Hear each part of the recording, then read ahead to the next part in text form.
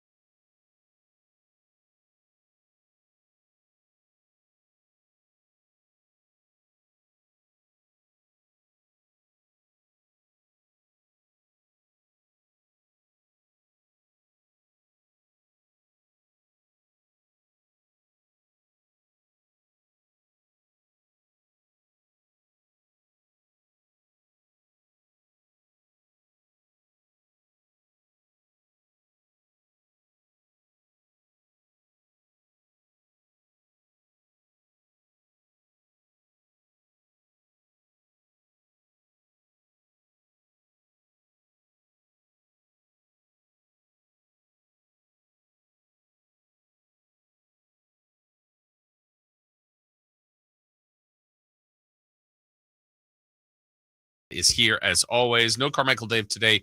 He is in New Orleans, Louisiana. New Orleans, Louisiana. Incredible. Yeah.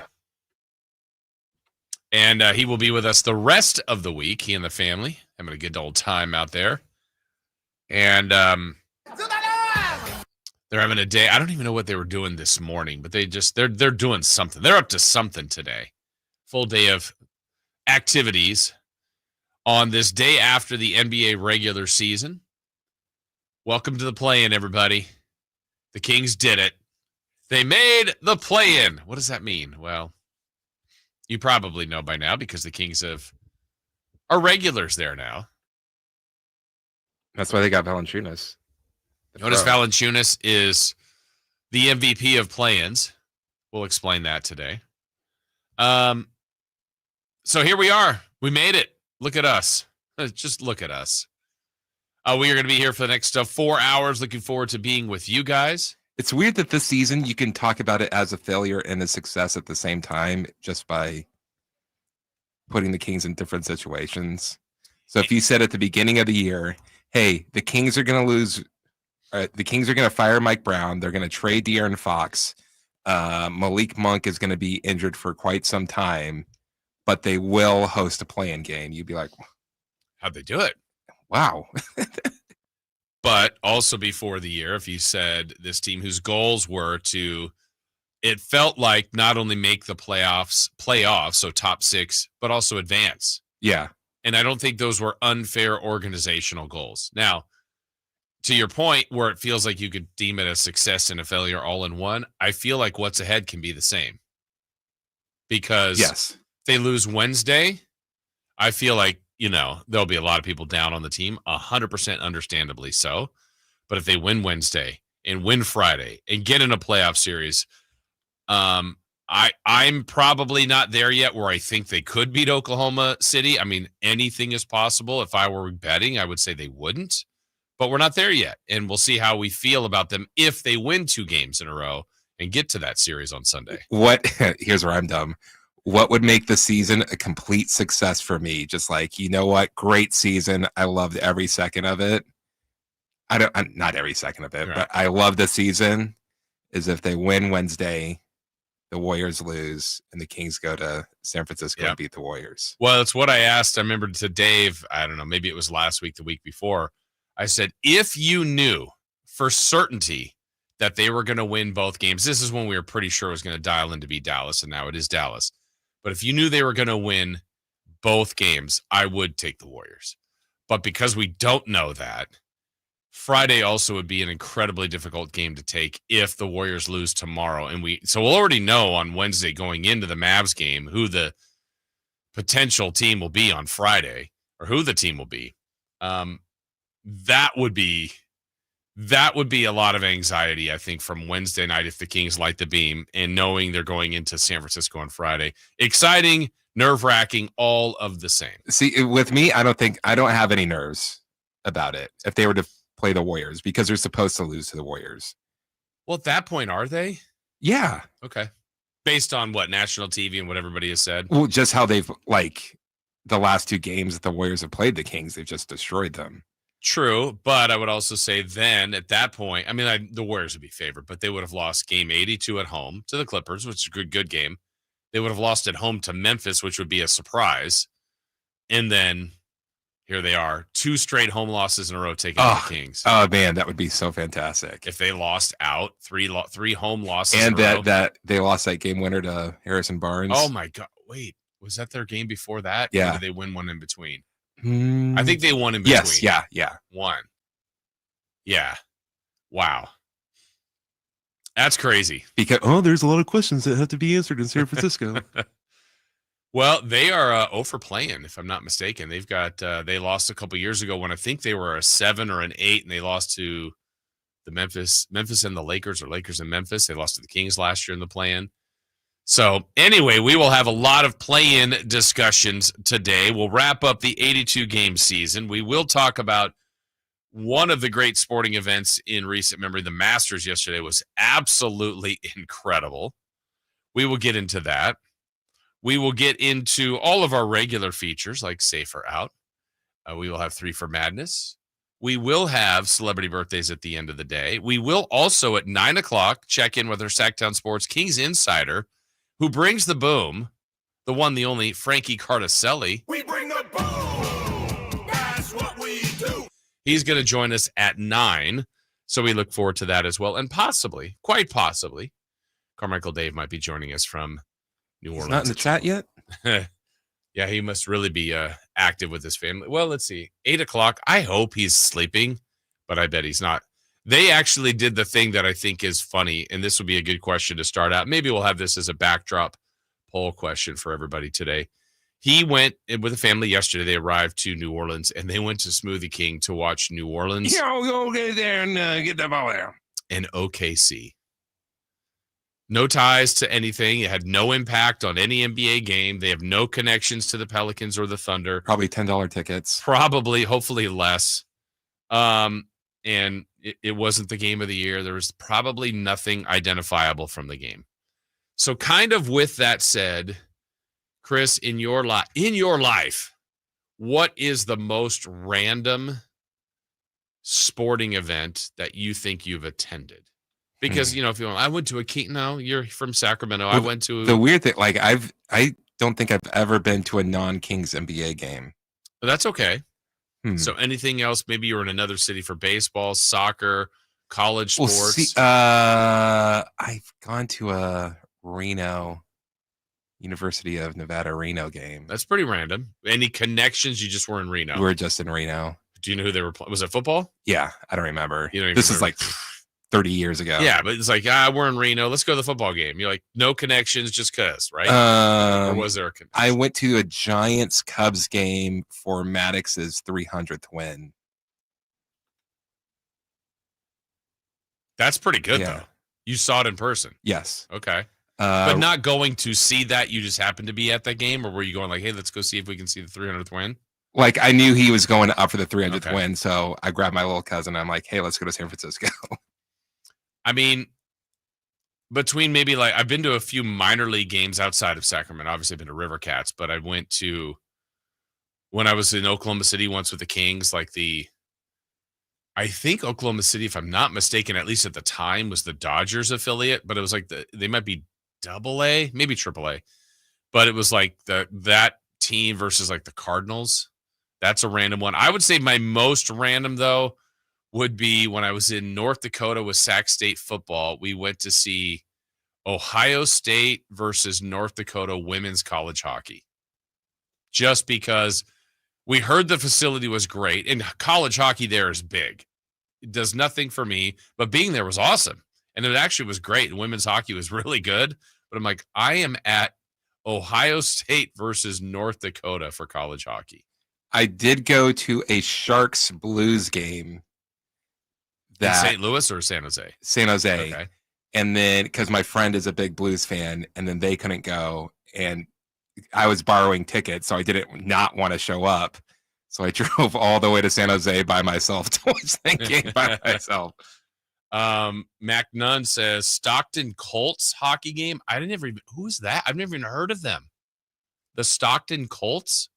I remember Stockton Lightning. That was a hockey team there that was there the same time as there was like an arena football team, and that's when the basketball or the arena the Stockton Kings play in was built. Wow. Okay. Didn't you go to? Wait, did you tell me you went to the? Did you go to the River Rats, the roller hockey? No, I always wanted to. You just knew who they were. Yeah. I went to Sack Attack, the arena football team here. But I mean, again, I think here makes a little bit of sense. But I guess I'm thinking more of what Dave did. He was in a different city, it was an NBA game, but that's pretty random. OKC and New Orleans on game 82. So if you guys have some of those, let's see, Ontario Reign hockey game, Dwayne Baker went to. Modesto Nuts versus Stockton Ports. Okay. Zeebs did that. That's what we're looking for. So random sporting events that you've attended. I went to a Yankees-Cardinals game. In St. Louis. And I was told I could not go in with my Yankees Sucks t-shirt. By the Cardinals people? Yeah. Why would they want? They told me Major League Baseball doesn't allow it. Sure. And I'm like, dude, I've had this in the Coliseum every single Yankees game. They're like, in the Coliseum, that's a hellhole. And then he says, if you are seen with that shirt, you will be escorted out of the stadium. So what did you do? I went and bought a shirt. Scam a Cardinals shirt? So I went to the table and like all they had were like Cardinals and Yankees stuff. And then I said to the guy, I'm like, hey man, do you happen to have any Red Sox stuff from like, cause they were in the series before. Oh, right. And so he went looking through some box and he found some like shirt or whatever. He's like, I got this. So that's what I went with. And then took your shirt off and had the Yankees suck while you were in there? No. Oh, okay. Well, then like that, the worst game ever. It was probably like 95 degrees, 100% humidity. It was awful. That was like the first time I left a game early.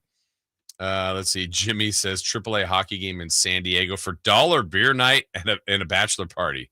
That's a good time, potentially. Who knows? There you go. Well, let us know at 916-339-1140 on our text line. Certainly on the chat. We say good morning to everyone. Thank you so much for being here. Jason Ross, no Carmichael Dave today. He's back with us tomorrow, though. And Christopher Laud, we are here till 10 hanging out. We have got so much to cover. It's here. It's Kings and Mavs on Wednesday. We will dive into the play-in matchup. We will dive into all of the playoff series. Rory's amazing Sunday, the twists and turns, the weekend in baseball. We've got it all for you. And the show is just getting started right here on Sacktown Sports. The Sacktown Sports 1140 newsletter right to your email. Get your latest on the Sacramento Kings, Athletics, and Republic FC with the Sacktown Sports 1140 newsletter. Visit sacktownsports.com to join. I'm Ken Korak with your Green and Gold Report, brought to you by Comcast Business, powering possibilities. Well, there's nothing more exciting for a team than to see the potential of a number one pick come to fruition. Now, we know it's early. It's just after 11 games, but Tyler Soderstrom from Turlock High was number 3 in the American League in batting at .381 and tied for first in homers with 6. And Jacob Wilson, number 4 in batting at .366. Comcast Business is powering the engine of modern business with reliable connectivity, enhanced cybersecurity, advanced fiber solution, and Wi-Fi backup. Comcast Business helps turn today's small businesses into engines of modern business. For details on special offers, including free professional installation and up to a $500 Visa prepaid card on qualifying internet bundles, log on to business.comcast.com. Comcast Business, powering possibility. Let's do it. Leading off, the 3 top stories in the morning. Huge news. This is very important. Here's cut number 1. So the 40th year of Sacramento Kings basketball in Sacramento, California's capital city, comes to conclusion with a 109-98 victory over the Phoenix Suns. The Kings win 3 of 4 against the Suns this year. And with this victory, they have clinched the home court advantage going against Dallas on Wednesday. So there'll be at least one more opportunity for the Kings to play before it's all said and done. 109-98. That's the great G-Man, Gary Gerald, yesterday afternoon at Golden One Center, wrapping up the 82-game journey for the Sacramento Kings, the 40th year in Sacramento. And as wild of a season as I can remember, hopefully that's not just recency bias. I think the last couple have been very memorable in different ways. 2 years ago, the first Beam team, that was pretty electric. Everything the Kings did, it was the first year, it was the come up. It was exciting. Everything they were doing was something we hadn't seen, and they were hitting marks and records and things we hadn't seen in years. Last year, there were expectations, and they weren't fulfilled, and it was ups and downs, a little bit like this year. But this year, my goodness, from day one to the end, from losing streaks, winning streaks, coaching, firing, putting Doug Christie in as head coach, trading De'Aaron Fox, the other trades they made at the deadline, losing assistant coaches, losing Wes Wilcox, assistant GM. I mean, this season felt like 2 to 3 seasons all in one, and at times it felt like it was dragging out. But I got to tell you, all these seasons go pretty quickly. And so 82 games in the books. There will be more basketball for the Kings. The question now is, will it just be one more game on Wednesday? Will it be 2 more games, or will they actually get into the playoffs? So, I mean, it's pretty simple. It's pretty straightforward. If you, for whatever reason, are not familiar with the play-in, thank goodness for the play-in, right, Kings fans? I mean, at this point, it depends on your perspective. There were a portion of you, and that's fine. If you wanted them to miss the postseason and keep their pick, that at this point will be very, very difficult to do as far as keeping their pick. They could still miss the postseason. I say postseason, the play-in, but they could miss the postseason by not getting in the playoffs by losing Wednesday or Friday. But they have, I think, the 14th best record going into the lottery at the moment, and depends on how these things play out. Like, if you get in the playoffs, you're automatically out of the lottery if you're the Kings. So you'd be one of the top 16 teams, and you would not have your chance of keeping your pick. But if they don't, their odds are not very good to jump into the top 4. That's about the only way they could keep their pick. But that's irrelevant at the moment. Now you're trying to figure out if you could beat Dallas, who you swept this year, but it feels like those 3 games now are irrelevant based on Mavs roster and Kings roster, and keep it going to force a road game on Friday against the loser of the 7-8 game. So there's lots to dissect, lots to discuss about that, and we will throughout today, tomorrow, and really Wednesday as we zero in on that playing game at home on Wednesday. Looking forward to that. All right, let's get to cut number 2. Cut number 2. Rory back and through. And he's made it! He's done it! It's a grand slam roar at Augusta National. Rory Mcilroy on his knees, bent down in emotion, clutching his head. He's won the Masters. He's won all the Grand Slam events. He's the 6th in the history of the game to enter golf's greatest group. Look, every sport isn't for everyone, but I think if you like sports, you like drama, sometimes if you like soap operas, if you like dramatic TV shows, whatever, there's something about the writing, the feel you get from the intensity of the show or the emotions that it pulls out of you. That was incredible, incredible theater at the Masters yesterday. There was so much going on yesterday between all the important basketball games that kind of had to dictate how this week will go. There was day baseball, if you were into that. There were a lot of different things going on, but the Masters was going on at the same time. And got to admit, I was at the Kings game doing what I could during the game, on the broadcast, but also trying to follow golf as closely as possible. And it was amazing the twists and turns that Rory Mcilroy and others went through, but specifically this was about Rory. And And the way I put it that way is anytime you get to a major and you get to a playoff, it's pretty incredible. But if that playoff was Justin Rose and Ludwig Oberg, it doesn't resonate the same. It's still great. It's still great theater. It's still pretty intense. Someone's winning their first Masters. But this needed to include Rory to make it to this level. And to open up Sunday with a 2-stroke lead, to give that back on the first hole. He doubled while DeChambeau birdied, and Rory is already trailing on hole 2. And you're going, oh my gosh, this is happening to this poor guy again. Then he completely regroups, gets the lead, has a firm grasp of the lead at the turn, and even I think through 10, 11 holes, had a 4-stroke lead. It's basically in the bag now. And his playing partner is Bryson DeChambeau, who's starting to slide away. So Rory's probably feeling pretty good and feeling pretty comfortable. He's going to be able to just cruise into this Masters win, slip into that green jacket with relatively low stress. It's not the way it works all the time for Rory or for golf. And he starts to bogey. There's another double bogey in there. And meanwhile, Justin Rose, who's about 4 groups ahead of him, maybe 5, is just, thinking about those first 2 rounds where he's leading this tournament. Had a rough Saturday, I believe it was, maybe part of Friday.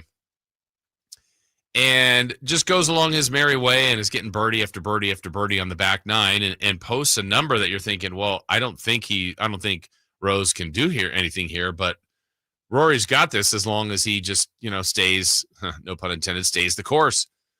And then Rory just kept sliding away. And then before long, Rory's trailing going into 17.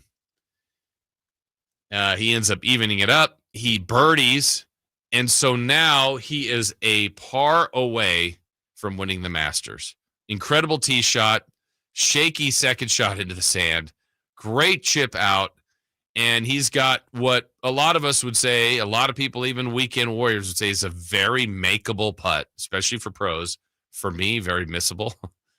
And you would want that anytime to win the Masters, a putt of that length, just to know, okay, I would take this anyway. And he missed it. And you just think, oh my goodness, can this guy handle another painful loss like this? They play an extra hole with him and Justin Rose, 18. Probably a little bit better of a tee shot. Rose's was good. Rose's approach nearly jarred it, but he was close. Not as close as you'd want, but pretty close. Rory dials one in very close, closer than his chip on the previous time he was on 18. Rose missed that putt. You just heard the one described by Mike Tirico. Rory nails it. And Rory, with all of that burden carried with him, pours all out the emotions. It was awesome. It was great. Great, great theater. And good for Rory. Happy for him. I was rooting for him, and he got the job done. More on that coming up. All right, let's get to the third and final cut. Cut number 3. The 1-2, Lee swings and drives another one. Deep right field, Judge back at the track, the wall, it's gone! Jung-Hoo Lee does it again for the Giants. His second home run of the day, his third home run of the weekend here at Yankee Stadium. Yeah, it was the A's and Giants both taking on teams from New York. For the Giants, Jung-Hoo Lee had an incredible series. He's had a great start to the season, as have the Giants, as they won their games in 2 of 3 after winning yesterday, coming from behind to beat the Yankees. And the A's, they were playing the rubber game yesterday at home against the Mets. That one didn't go so well. 8-0 shutout at the hands of the Mets, getting that job done. But a good weekend of baseball, too, I would say, for the Giants, certainly to go into Yankee Stadium and take 2 of 3. Good turnout. Went to the A's game on Saturday. A lot of Mets fans there, a lot of A's fans too. Incredible weather. And again, I've still been a fan of being out at the park watching Major League Baseball so far. The A's have yet to welcome in an American League team. It's all been interleague play between the Cubs, the Padres, and the Mets in the first 3 series. They'll be on the road for the next week or so before they're back at home. So there you have a look at leading off some things that happened over the weekend that will kind of be backdrops for our show today. Again, 916-339-1140 if you'd like to chime in on the text line. We got plenty of you on the YouTube chat. We appreciate you guys all being there. We thank you for that. When we come back, we will take that audio trip down memory lane from yesterday's game 82, as called by the G-Man. We'll let you hear how the Kings did it against the Phoenix Suns, and now we know it's the Kings and the Mavs for certain Wednesday at G1C. But we'll look back at the game yesterday, a win the Kings needed to get, and they did get. We'll hear that next on Sacktown Sports. On the move? Got somewhere to be? Take Sacramento Kings basketball with you. The Sacktown Sports app will let you stay connected to your passion. Never miss a moment of Sacramento Kings basketball with the Sacktown Sports app. Thy ticket, Lady Jennifer of Coolidge. Well, many thanks, good sir. Here'th my Discover card. They accept Discover at Renaissance fairs? Yeah, they do here. Discover is accepted at the places I love to shop. Getteth with the times. With the times? You're playing the lute. Yeah, and it sounds pretty good, right? Discover is accepted at 99% of places that take credit cards nationwide. Based on the February 2024 Nielsen report. Listen up, Gen Xers. Elizabeth Banks here. The recommended age for pneumococcal pneumonia vaccination has been lowered to 50 and older, even if you're healthy. It's up to us to lead the way. We've done this before. Music videos, fanny packs, even the World Wide Web. So let's do it again and get vaccinated. We're at over 6 times greater risk for pneumococcal pneumonia compared to adults under 50. Gen X, this is our shot. Visit vaxassist.com to schedule. Sponsored by Pfizer. Welcome to Staples. Hi, I hear Staples prints it all. Oh, you bet. Posters, banners. Can you print it all for Mother's Day? Oh, of course. Photo gifts like canvas prints, photo puzzles. Can you print it all for graduation? Sure can. Custom cards and invites. Can you print a huge banner with the grad's picture? Oh, definitely. Even an embarrassing baby picture? Oh, those are the best kind. I know, right? Print it all for moms and grads at Staples. And right now, get 40% off custom cards, invites, and photo gifts. N75 exclusions apply. Visit staples.com/print for details. Wesley Financial Group is not a law firm. Are you a victim of the timeshare trap and think there's no way out? I'm Chuck McDowell, founder of Wesley Financial Group, the original timeshare cancellation expert. And I'm here to tell you that there is a way out. All you need to do is give my office a call. I will send you a timeshare exit information kit absolutely free, explaining how the timeshare industry works and your options for cancellation. Call Wesley now for your free info kit. 800-902-5454. 800-902-5454. Rock the Bells presents LL Cool J. So what you got Chanel on your feet? Hot sex on a platter makes the mission complete. Live in concert. LL Cool J. Saturday, May 10th, the venue at Thunder Valley with DJ Z-Trip. LL Cool J. For tickets, visit ThunderValleyResort.com. Don't miss LL Cool J live. Power Business Technology is proud to be a 100% independent, locally owned and managed Toshiba copier dealer. Local ownership cuts out the red tape, allowing ourselves to never be too busy to personally answer the call when our clients need us. Recognized for excellence in service execution, training, and customer service, we're proud to be named a Toshiba ProMasters Elite Dealer since 2021. Contact us today for all your business printing needs at 844-POWER-BZ. That's 844-769-3729. Or visit us at powercopiers.com. This is a story of the one. As a maintenance specialist for university housing, he knows college students can major in wear and tear. Plus, housing so many students doesn't leave a lot of room to house all the supplies he needs. That's where Grainger comes in. With over 1 million industrial-grade products and fast, dependable delivery, Grainger carries the quality products he needs so he doesn't have to. From a new door hinge to a whole new faucet. Call, click Grainger.com, or just stop by. Grainger, for the ones who get it done. The PGA club fitters at the Hagen Oaks Player Performance Studio know that golf should be fun. They also know that players of all abilities will hit the ball farther and straighter, play better golf, shoot lower scores, and have more fun if they get fitted before they purchase golf clubs. Hagen Oaks delivers the same technology and major brands used to fit PGA and LPGA professionals. See how the game can be even more fun. Hagen Oaks Player Performance Studio fittings are available 7 days a week. Make yours today by calling 916-808-2531. That's 808-2531.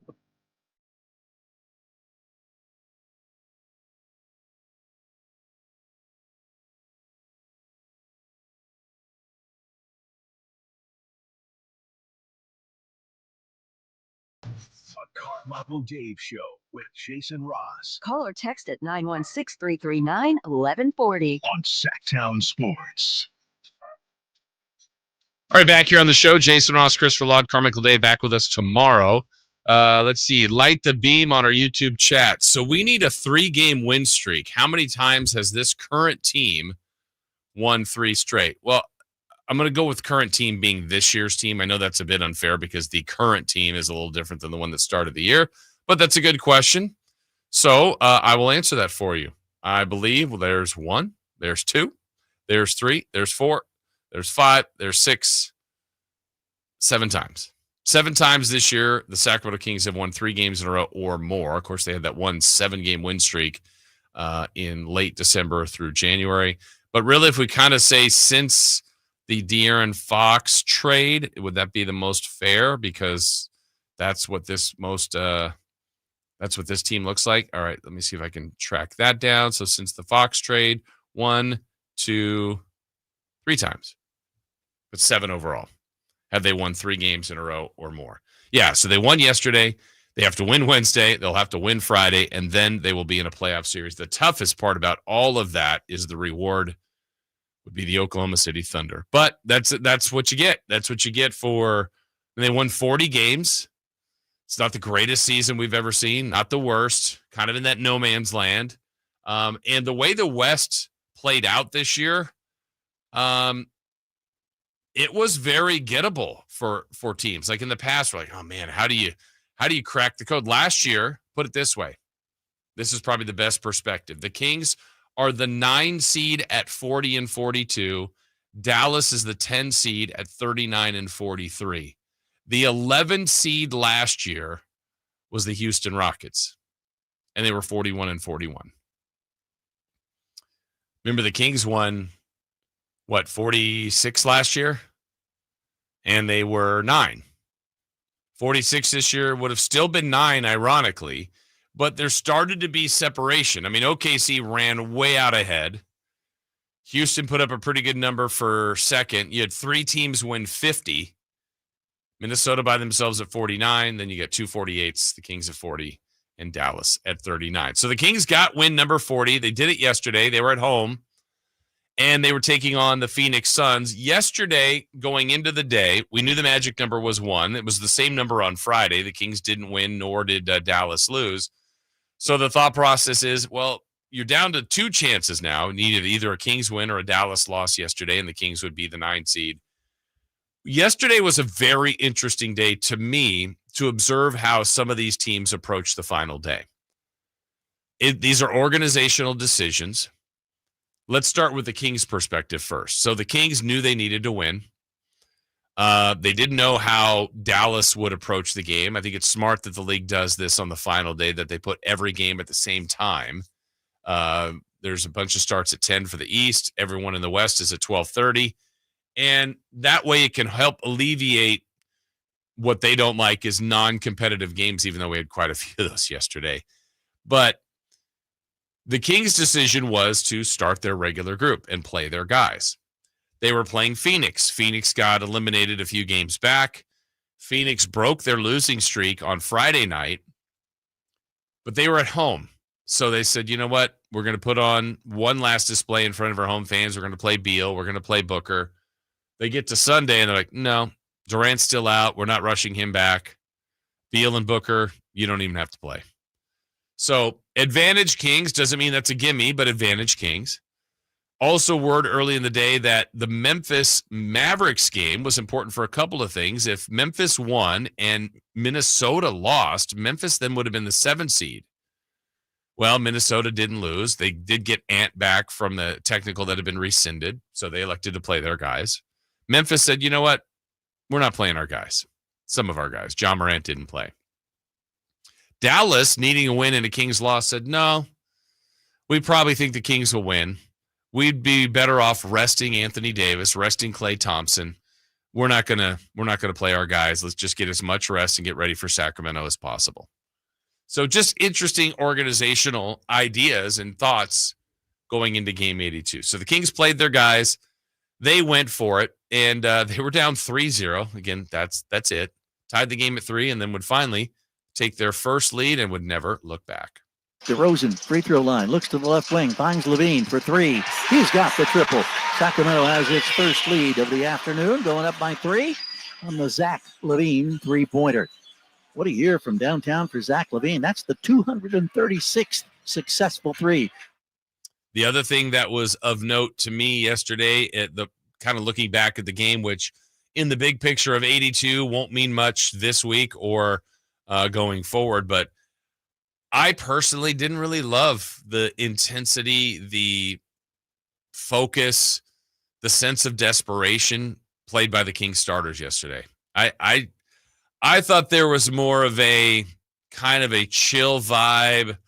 Let's go through the motions. We'll probably beat Phoenix. I didn't like it. I thought the starters didn't set this amazing tone. I mean, Sabonis did his thing. I thought Ellis showed some of his, intensity, but I'm kind of really zeroing in more on Zach and DeMar. I just thought they played kind of as a, let's not get hurt. Let's win the game.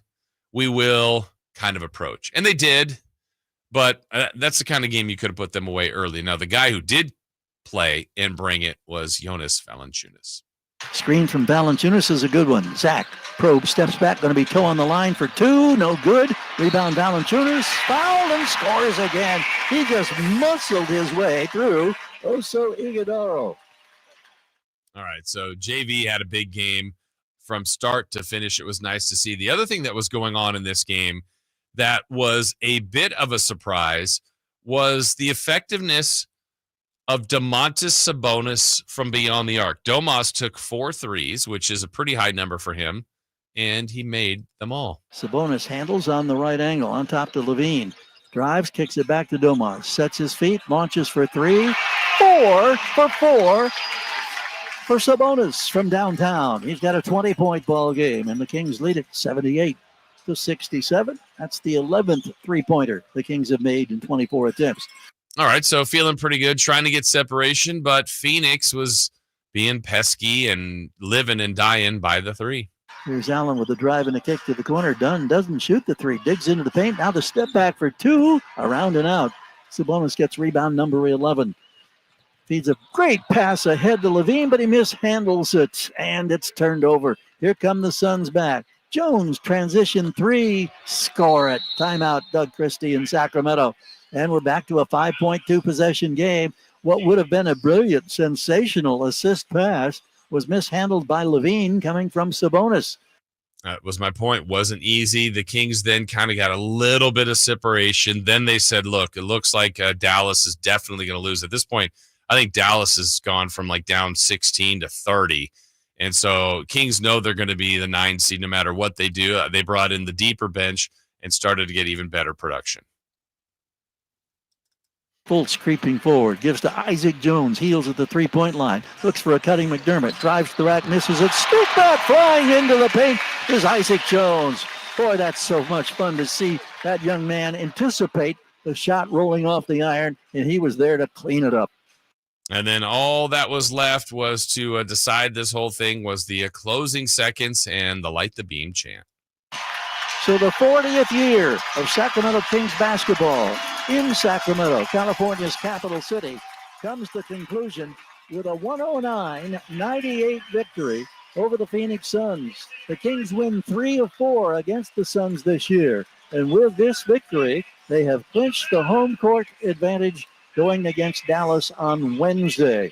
So there'll be at least one more opportunity for the Kings to play before it's all said and done.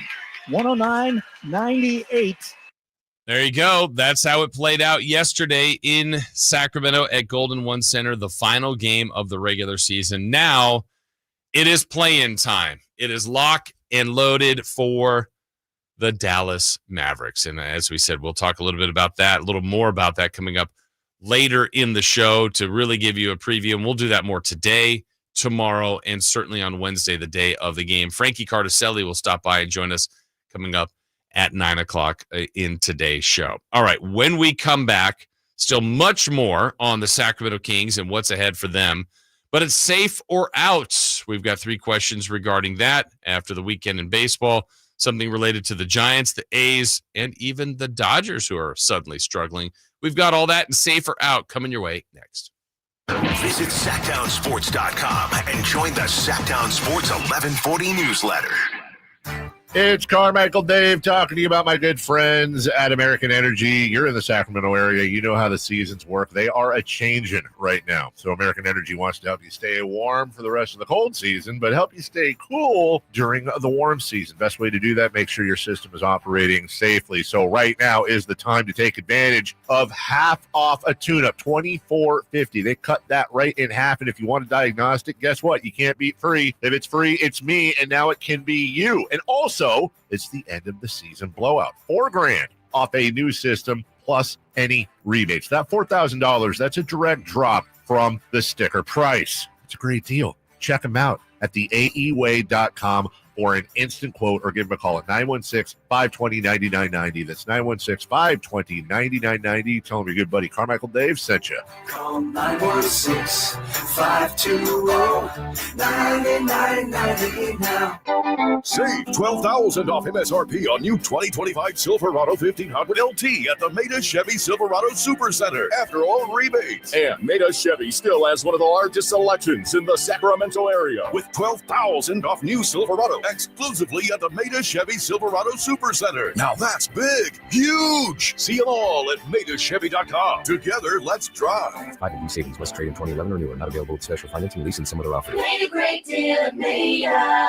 Sacramento's premier country music festival, Country in the Park, is back May 16th and 17th at Cal Expo. Presented by Rocks Tech with Bailey Zimmerman, Billy Currington, Cole Wetzel, Nate Smith, and more. You'll enjoy food trucks, rock walls, and a mechanical bull, line dancing, and more. Single-day GA tickets start at $52 at CITPFest.com. Country in the Park, May 16th and 17th with Michelob Ultra and Carl's Jr. Find out more at CITPFest.com. Golf to Go is brought to you by the Hagen Oaks Golf Super Shop. Here's Frank LaRosa. Since the launch of the World Handicap System, a golfer's handicap index has been automatically calculated by taking their 8 best score differentials from their most recent 20 rounds. According to Golf Monthly Newsletter, that handicap is not designed to reflect average scores, but how likely you'll play on a course of average difficulty. Handicaps are generally split into 3 different groups: low, mid, and high. A recent report by the USGA showed that the average handicap index for a male is 14.2 and 28.7 for a female. A golfer with a handicap of 1 to 9 is considered to have a low handicap.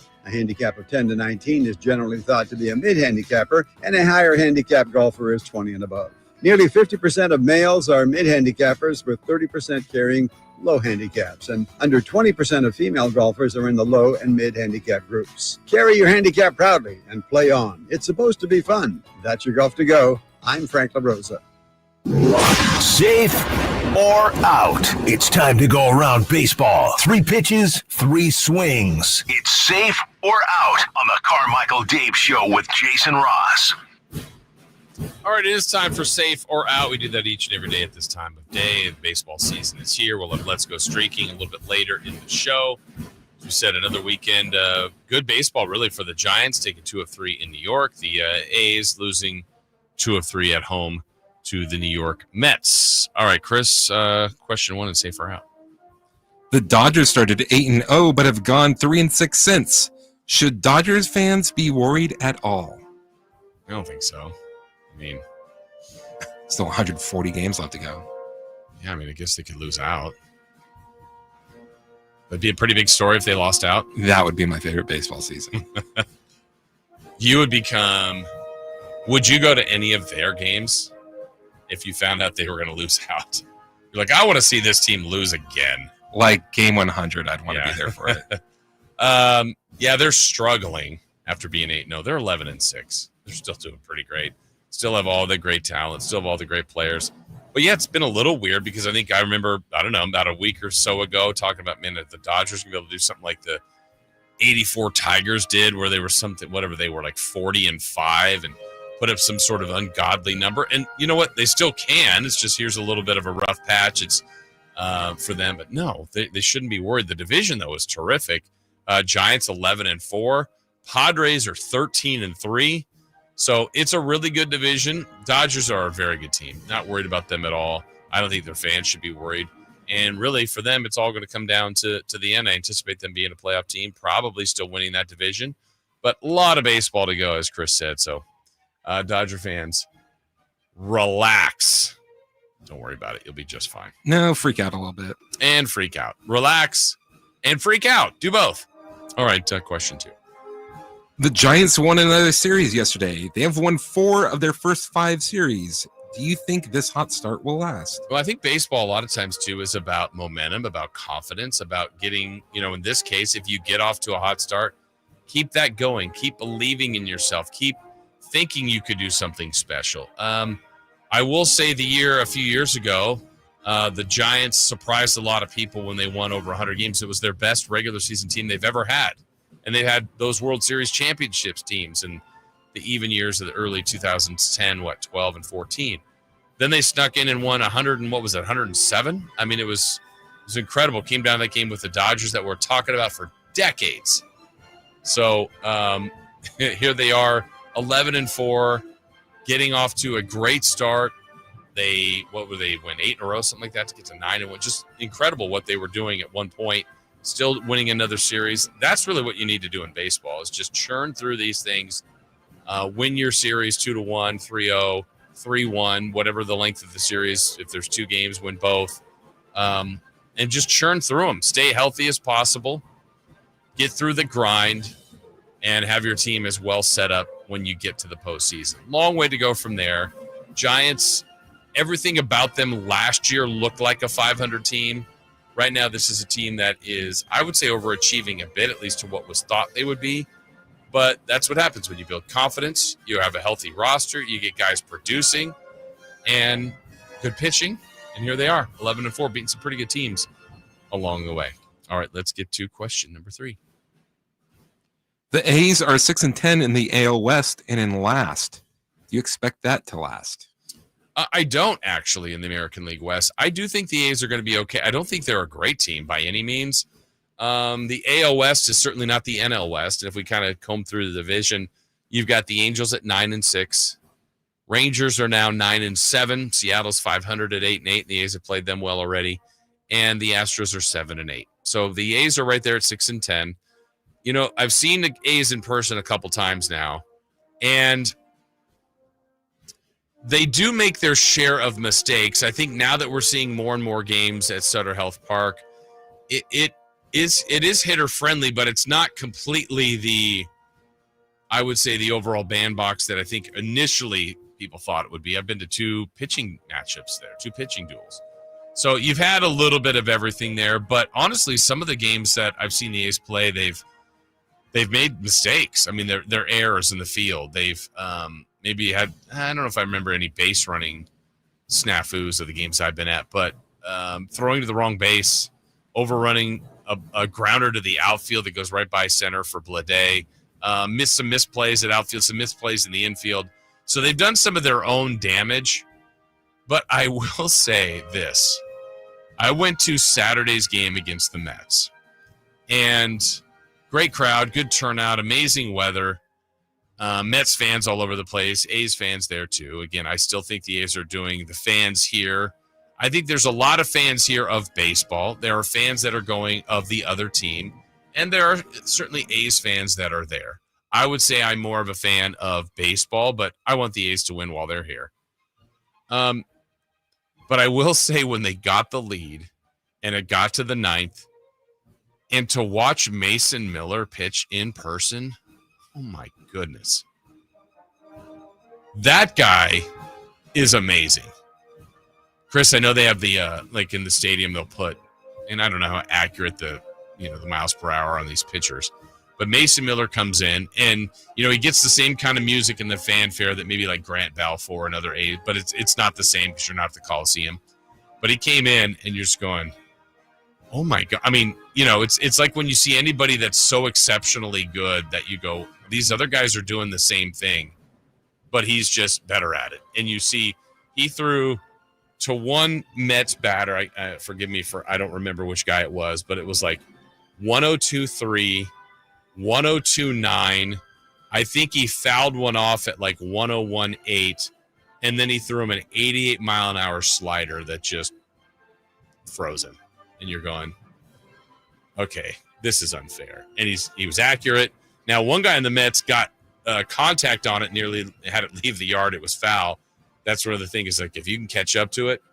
But watching Mason Miller, the A's closer, in person, whoo, that guy could bring it. So to answer the question, I don't think the A's are going to stay there at the bottom, but I also don't know how good they are. I mean, I think this is a team that may be able to mess around with 500, but 6-10 right now, last in the West, but it's a wide open American League West. So there you go. There is our look at safe or out. But yeah, I've enjoyed myself. I've enjoyed going to, and by the way, I remember when we did the over-under, I said, Chris and Dave, I'm going to put the over-under at a half of a game for you guys to attend. You guys are still at the under. I think you guys put mine at 5.5. I would have to not go to another game to miss. I'm at 5. So it's been fun. I've enjoyed it. Where have you been getting your tickets, if you don't mind me asking? I don't mind you asking. You guys had not asked. I got tickets before the season with a buddy. We went in. So we got season tickets. So you got season tickets. Mm-hmm. So how does it make you feel seeing how cheap the tickets are selling for? The best thing is we never did it as a investment. And that's why I said from the beginning that my guess, again, very uneducated because I haven't asked anybody about this. I feel like some people did that. And I mean, Chris, you probably would know better as far as I really haven't spent a lot of time on ticket sites like StubHub, SeatGeek, whatever. But you've been telling me like almost every game, man, you can get seats here. I mean, really, every seat's good at the park. But if you're behind home plate for $40, you're going, man, that's the big one I saw was yesterday, $45. And then I went on the A's website to see what they're selling for. And the A's website, same section, 4 rows higher, we're selling for $90 more. $90 more? Yes. Oh, that's probably what they started at. And then, yeah. So, yeah, I don't feel badly about that because I really like where our seats are. Not that we have this like plush premium seats. What we figured out, and I got to credit my buddy who I went in on tickets with, because everybody that was doing it was thinking of the Sacramento summer and the heat. And it's like, I got to get down the left field line because I think there'll be more shade. That hasn't been the case so far. And where my seats are on the right field side, closer to the opposing dugout, but we're in the top row of the lower. We the other day I could see people sweating on Saturday. I'm in the shade. I was in the shade the whole game. And so the first day game that I went to, I was borderline cold. Because everyone else was, and it wasn't that warm. I want to say that was a day they played the Cubs, and I know, Scott Marsh from here went, and he was in the direct sun. He goes, I was baking. I'm like, really? A game of golf. I was in pants and a sweatshirt. I'm like, I'm almost cold. I wasn't cold, but it was like, man, I like 3 degrees warmer, and I'd be perfect. So I've been very fortunate. We've been in the shade. We've got the overhang above us, and but I think when it's in the middle of the summer and you're in the shade, but it's also 100 out, will be interesting. But yeah, I think people bought those tickets, to my belief, Chris, as investments. And when word got out early, they're the most expensive tickets. Well, maybe they were. And I guess if those people bought them at that price and now we're trying to sell them, but I'm seeing everybody drop their prices dramatically. So I would say get out there and go if you want. I mean, it's up to you. And the people that don't want to spend any money on I get it. That's your choice. I've just gone as my own entertainment. It's been fun.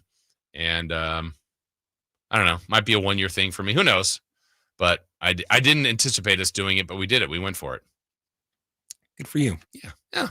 Good for you. All right. Still to come, we will have much more on the Kings win over Phoenix. Much more on what's ahead for Sacramento on the matchup with Dallas.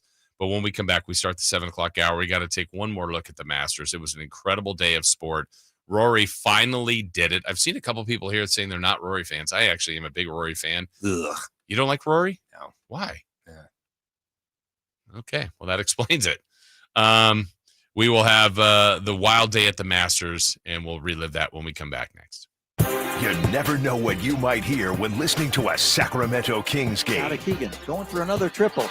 Man, is he feeling it. Keegan, can he do it? Yes, there's number 11, Keegan Murray. Keegan steps back, He just knocked down his 12th three-pointer, a Kings franchise record. He's got 45 points. Never miss a moment of Sacramento Kings basketball with Sacktown Sports and the Sacktown Sports app. Do you have an invention idea but don't know what to do next? Call InventHelp now for free information on how to get started today. InventHelp provides invention services that help everyday inventors get started with their idea. We have representatives nationwide who will explain the InventHelp process step by step. Over 10,000 patents have been secured through InventHelp's patent referral services. Our services include professional materials needed to showcase your invention and 3D animation and prototype modeling that help you demonstrate your idea. Get down to the idea with a technical drawing. 1, 2, 3, 4, test. The InventHelp data bank includes thousands of companies who have agreed to review new ideas. We've been helping inventors since 1984. Let's help you next. Take advantage of the opportunity to get started today. Call 1-800-217-4380. That's 1-800-217-4380. Again, 1-800-217-4380. Sacramento weather is brought to you by Northwest Exteriors. I'm Tamara Berg in the KCRA 3 Weather Center for your Monday, starting out nice and cool outside. We will see sunny skies today, a lighter north wind. Temperatures much warmer. Highs today will peak in the upper 80s. Get the latest forecast on the KCRA 3 News and the KCRA 3 app. Northwest Exteriors wants to keep you cool all season long. Trusted in Sacramento for heating and cooling systems. Book your tune-up today as part of our 30th anniversary special. Call 888-TRUST-NW or visit trustnorthwest.com. Simply the best. Trust Northwest.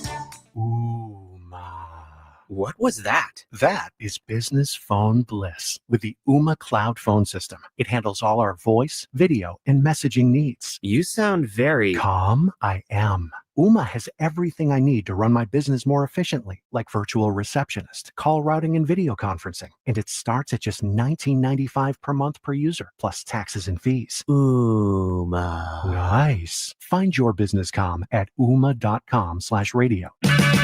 Check engine or ABS light on? Take the guesswork out of your warning lights with O'Reilly Veriscan. It's free. Ask for O'Reilly Veriscan. O'Reilly Auto Parts. Go from daydreamer to industry leader with Amazon Business. From office supplies to IT essentials, Amazon Business provides tools that help you save costs and make insight-based decisions. Learn how to bring your visions to life at AmazonBusiness.com. Mike Rowe here with a quick question. Have you noticed cracks in your drywall, chimney, or exterior walls? I hope not, because if you have, they could be indications that you've got a much bigger problem with your foundation. That's where Groundworks comes in. They can honestly assess your situation and create a plan to stabilize your foundation. Schedule your free inspection at groundworks.com/row. And while you're there, check out my latest dirty job. It's a good one.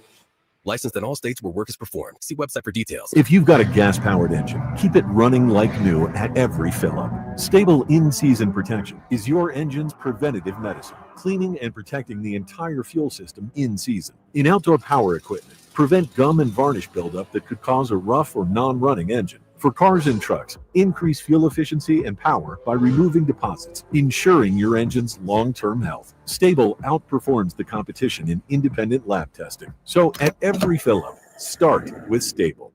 Ready to order? Yes. We're earning unlimited 3% cash back on dining and entertainment with the Capital One Saver card. So let's just get one of everything. Everything? Fire everything. The Capital One Saver card is at table 27 and they're earning unlimited 3% cash back. Yes, chef!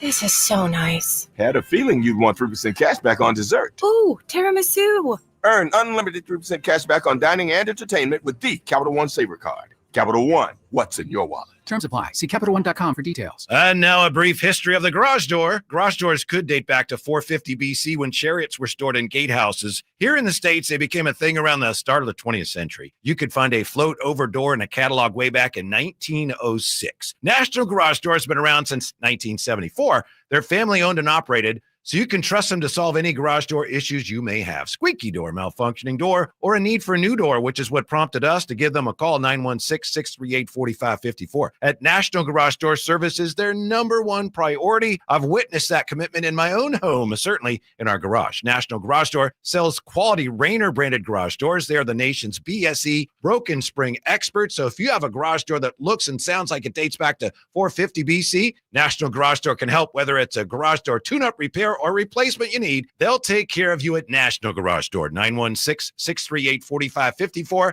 That's 916-638-4554. National Garage Door. KHD1 Sacramento, KYMX HD3 Sacramento. From the Power Business Technology Toshiba Studios. Sacramento's official home of the 49ers. San Francisco. Sacktown Sports 1140. The Carmichael Dave Show. He's on the microphone when he's not on the microphone. He's playing a song, and when he's not playing a song, he's on the microphone. And then boom, with Jason Ross. No, he didn't. Yes, he did. Call or text at 916-339-1140. It's the Carmichael Dave Show with Jason Ross on Sacktown Sports.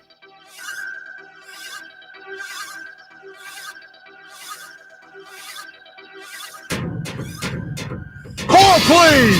Now driving, Rory Mcilroy.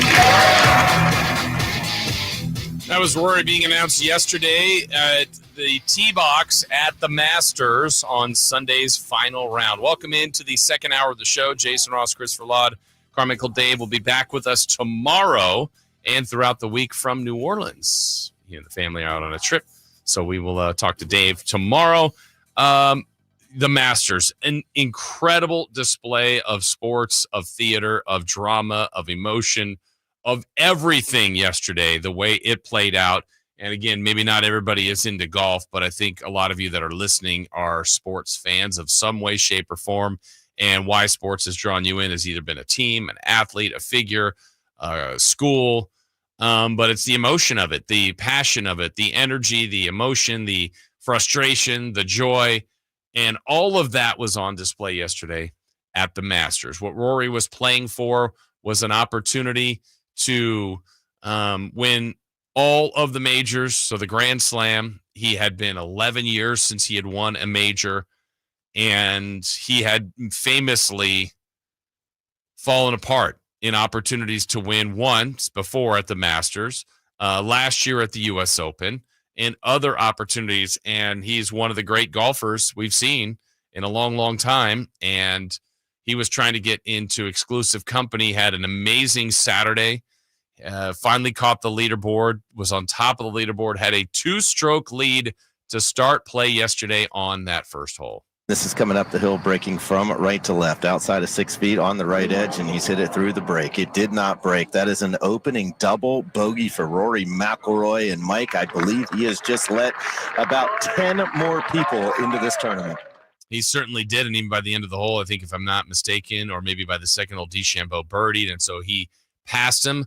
Meanwhile, DeChambeau, who famously beat Rory last year at the U.S. Open, he was having his own issues. This ball's in the air, turning over, and this one's dangerous. This is left. That's in the water. That is in the water and quite possibly ends Bryson DeChambeau's chances of putting on a green jacket at the end of the day. All right, so then we move along. Rory had lost the lead, regained the lead, and then started cooking. Rory really got going after 9 and into the 10th hole. McIlroy, 15 feet for birdie up the hill at 10 to extend the lead. Ball on the way to the hole, taking a turn in. Back-to-back birdies again for McIlroy. He birdied 3 and 4. He birdies 9 and 10. And Rory Mcilroy leads by 4. All right, so Rory is looking good. 10 holes through. He's basically got the closing finish with a 4-stroke lead. He's probably keeping his eye closest on Bryson DeChambeau, who, as I mentioned, was kind of slightly falling apart and slip-sliding away. So it's really Rory's tournament to win, unless anyone behind him can start doing something of significance. He's over at putter's back. It's through. It's on the way towards the hole. Justin Rose, will it be there? Yes! Justin Rose! A birdie at 18! What a finish for Rose! He's posted 11 under. A 10 birdie Masters Sunday. Yeah, so Justin Rose, who got off to an amazing start on Thursday, lost his lead, but then put some pressure on Rory McIlroy, and Rory has not handled pressure as well as he would like. Look, a lot of that happens to athletes in all sorts of sports, and just with the demons that have been surrounding Rory, you could just feel it starting to tighten up on him, and bogeys and double bogeys start to happen. But he lost the lead, regained the lead after a birdie on 17, headed to 18, needing just a par to win the Masters. And here's Rory for the win. McIlroy steps in. Can he do it? Rory looks at the hole. Putter back and through. And he missed on the left. He missed on the left. It's only a foot away. It should be no problem, but he's got to keep his focus as we look to a playoff here in the 89th Masters. Unbelievable. I mean, it was absolutely stunning watching it in real time. And Rory then has to somehow, some way regroup, go back to the 18th tee, and figure out a way to put some good shots up again and find a way to win. He has a great tee shot, much better second shot than he did on 18 the first time, and a shorter putt going for the win. Rory back and through, and he's made it! He's done it! It's a Grand Slam roar at Augusta National! Rory McIlroy on his knees, bent down in emotion, clutching his head. He's won the Masters. He's won all the Grand Slam events. He's the sixth in the history of the game to enter golf's greatest group. It was incredible to watch. I mean, it was one of those things. We said it earlier. There's some people here that aren't Rory fans. I am. I just, for him, as I'm watching it, I find myself either rooting for teams or individuals, people you may like or you get drawn to. I was personally thinking about what that would do to Rory to lose in the way he did again. Whereas Justin Rose, I'm sure wasn't thrilled that he lost, but I didn't even look at that Justin Rose lost yesterday. I look at it as he came out of nowhere to put all sorts of pressure on Rory McIlroy and nearly snuck in and stole a Masters green jacket, which he would have gladly accepted, taken, and should be proud of if he did it.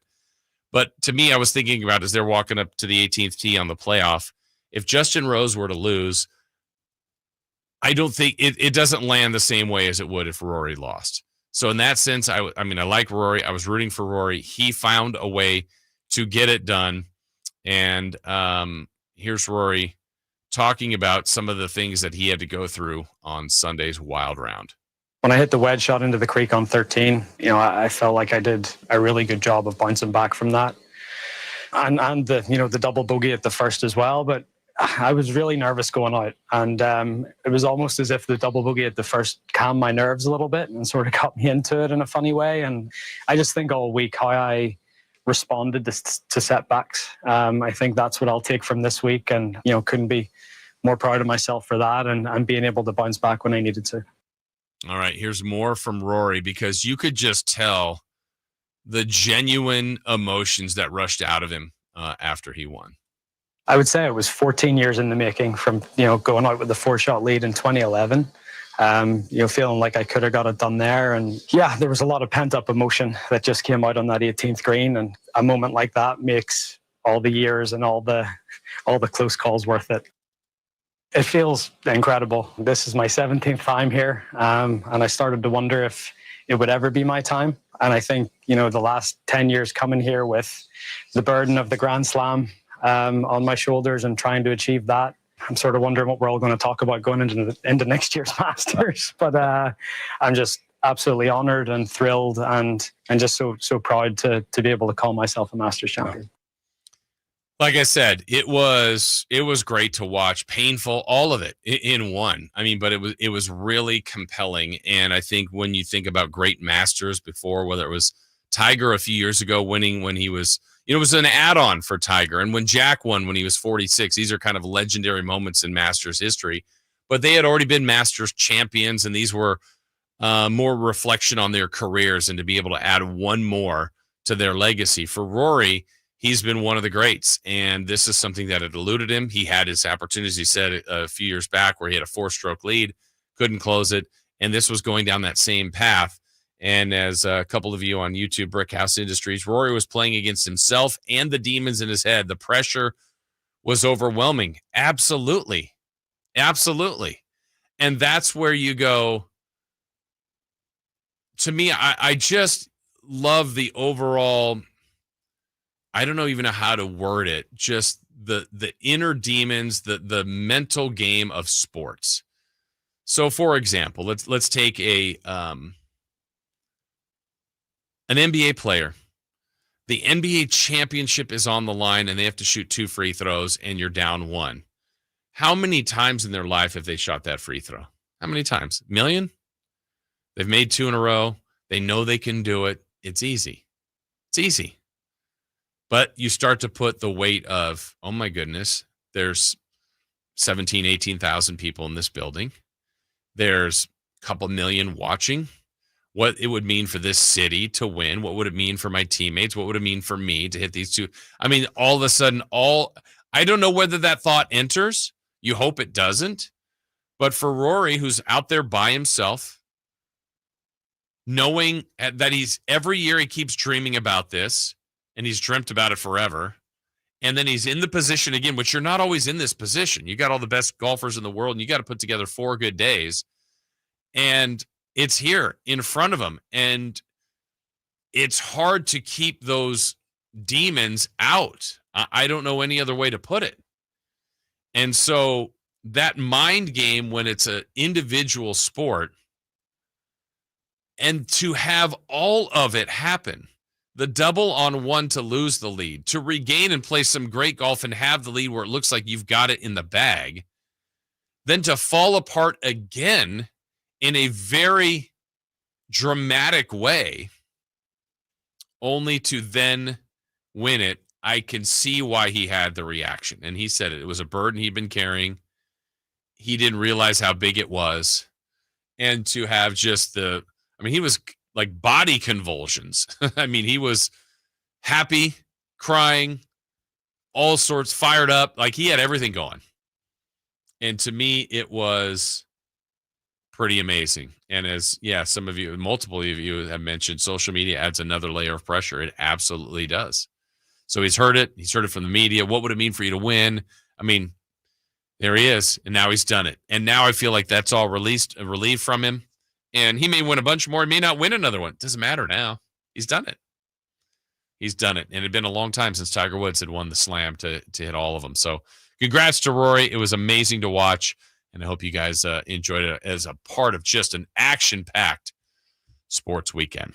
All right, when we come back, 3 for Madness. We'll kind of hit that. What was the highlight of the sports weekend? We'll ask that in 3 for Madness next. On the move? Got somewhere to be? Take Sacramento Kings basketball with you. The Sacktown Sports app will let you stay connected to your passion. Never miss a moment of Sacramento Kings basketball with the Sacktown Sports app. Well, spring is here, and it is the time to do a little bit of evaluating around your home. A lot of spring cleaning going on. That's good. You want to minimize, clean up the house, get everything in order. Well, sometimes you then go to your garage. It could be a mess. You could have it immaculate. But how's your garage situation, your setup, your doors? Are they in good shape? Do they need a little fixing? Do you need a new look? Well, we needed a new look. We had old garage doors. We've been in our home 21 years now, and we literally had doors that we had to lift the handle to open the garage door, literally pull up the garage door. Well, now we've got rolling, smooth, quiet doors that are from the push of a button open. We can hit the keypad on the side of the garage door. We can open it up through an app, thanks to the Overhead Door Company of Sacramento. Got a great look. That's curb appeal has really improved our house. And when you drive up to someone's house, the first thing you see generally is their garage. So is your situation good there? Also, if you do go in on a new door, it is a great return on investment. It's one of the most cost-effective upgrades to increase your home value. So you're improving your home value, the curb appeal, and for us, also the convenience of having the brand new doors that just make everything about getting into our garage and out so much easier. It's the Overhead Door Company of Sacramento, doing amazing work for 70 plus years in our area, and they want to help you as well. But maybe it's your business too. They do commercial. They do residential. They are here to help all of you. You can check out their showroom off Franklin Boulevard, check out their website, or call them at 916-421-3747. Overhead Door Company of Sacramento, the genuine, the original overhead door. Always look for the red ribbon logo. 3 questions, 3 answers. It's 3 for Madness on the Carmichael Dave Show with Jason Ross. Here's question 1. All right, question 1. Christopher Laud, what do you have for us today? What was the highlight of the sports weekend? Well, when it's this jam-packed, I mean, to me, I haven't had a weekend like this in a while as far as just, it was sporting event on top of sporting event. I mentioned, well, Friday night, you had Kings basketball. It was fun to work that. Kings lost a heartbreaker to the Clippers. Saturday, went to the Sutter Health Park, A's and Mets. That was fun. Check that out. The A's got the victory there. Yesterday, and meanwhile, watching a ton of golf with the Masters. Yesterday was at the Kings and Suns for the season finale. Went home quickly, watched the last 18th hole and the playoff hole, and then went over to Sac State to watch the spring football game. We talked to President Dr. Luke Wood on Friday, hyping up the spring game. That was great. Yeah, Stingers up is right. A lot of people out there yesterday watching the Hornets play football. So it was an action-packed weekend. I loved every bit of it. But, I mean, the highlight to me, I think, was the Masters. I think watching that, watching the history, watching like I said, sometimes sporting events, I don't know, they're nondescript. You just go to an event and have a good time and, not a lot of memories or takeaways. This one, Chris, they're going to be talking about this for decades. You think so? Yeah. It was great. That was my highlight. Do you have a highlight of your sports weekend? Yeah, City won 5-2. United lost 4-1. Doesn't get any better than that. Okay. On the scale, though, if you had to pick one of those that was better, did you enjoy your team winning or your rival losing more? Team winning. Okay. But rival losing is a close second. Fantastic. Especially seeing all of the fans lose it online. Because what? What was the reaction to the loss for United? Just because they've been awful all season. Yeah. Oh no, we don't know what we're doing. That's how you read their yes. Tweets. What was the order? What happened first? City was the 4:30 game, and they went down 2-0. 5 unanswered. Nice. Pretty sweet. And then Sunday morning was the United game. Okay. So it was gravy after the City win. Yeah, but you're like, well, why not? Because you would have been actually the City actually did need United to win because of top of the table implications, but it's still worth it. Yes. So then in that case, you would have still had a little bit of joy because it would have helped you. Yeah. But them losing, you're fine with that. Yes. Yeah. That's good. So you had a good weekend too. Excellent weekend. We'll take it. Double win for you. Your rival loses, your team wins. It's a good weekend. It's a good weekend all around. All right, let's get to question number 2. Question 2. The only way for the Kings to get their draft pick this year is to miss the playoffs and get into the top 4 of the lottery. You okay with that? I am. I know there's a lot of people that want the Kings to keep their pick. Look, there is an advantage to that, I guess. If they would miss the playoffs, so that's either losing to Dallas or losing the second game of the week in the play-in, which very possibly could happen. But as I said before, they did not finish in the worst record category as far as the top 12 going in. Now, the only way then they could get their pick back is if they somehow defied the odds and got in the lottery's top 4. That would be exciting as a byproduct of missing the play-in if that could happen. But the reality is probably missing the playoffs and losing out on the pick. So I'm okay with it. I mean, I think at this point, if that happens, that's totally fine. You still are going to have to do things right in the offseason. You now then would have the advantage of you'd have that pick kind of free you up, right? You can make future first-round pick trades. You're not tied into this pick that has to convey. So it's not the end of the world. The Kings ended with 40 wins. So did the Hawks. The Bulls and Mavs were at 39. They needed to honestly probably lose yesterday and get a little bit of help. But if you wanted to pick and then lose in the play-in, which again, that part is still very possible. at this point, though, I'm not. We'll move on from it. The pick will likely convey, and you go forward. Now, if you lose this week and somehow you get in the top 4 by winning the lottery, you take it. You take that gift. The odds of that are pretty low. I mean, are probably really, really low. So, yeah, we'll deal with it. As far as the bottom teams, well, that's going to lead into our next question. Question number 3. Question 3. Utah, Washington, Charlotte, and New Orleans have the best chance to win the lottery. Which would be the scariest to win it? Well, I'm not there with Utah yet. I know they've got a lot of future. And I'm just going to mainly go to the West because, I mean, to me, Charlotte and Washington both have a long way to go. Charlotte now, I think, did they just get to over halfway of the Kings' 17-year playoff drought? I think they're at 9. So it's been 9 years in a row for Charlotte. They haven't. I just don't see this overall bright spot right now for Charlotte. Certainly if they got Cooper Flagg, that will help them. But I'm not as worried about them, not as worried about Washington for multiple reasons. They've been struggling. They're going through the overhaul, and they're in the East. So let's look at the other 2 teams, the Utah Jazz and the New Orleans Pelicans. Utah, again, these are the teams, Utah a little bit like OKC in the one sense that they got a bunch of future assets. But OKC is far better off. Obviously, they're what they've won now, what they currently have, and what they could turn that all into. For Utah, I just don't see a lot of amazing building blocks for them going forward. Markkanen's nice. Collins can be nice. It's just they're not that close to me at the moment. Now, turning their future picks, if they got Cooper Flagg, yeah, they'll get better. But are they going to jump to 45 wins or are they going to jump to like 28 wins? 30 wins. I mean, there's a climb there that they've got to go through that I think they're going to need a lot of breaks and all the right moves to happen. So it wouldn't be Utah for me. It would certainly be New Orleans. New Orleans won 21 games this year. A large part of the reason for that was their injuries.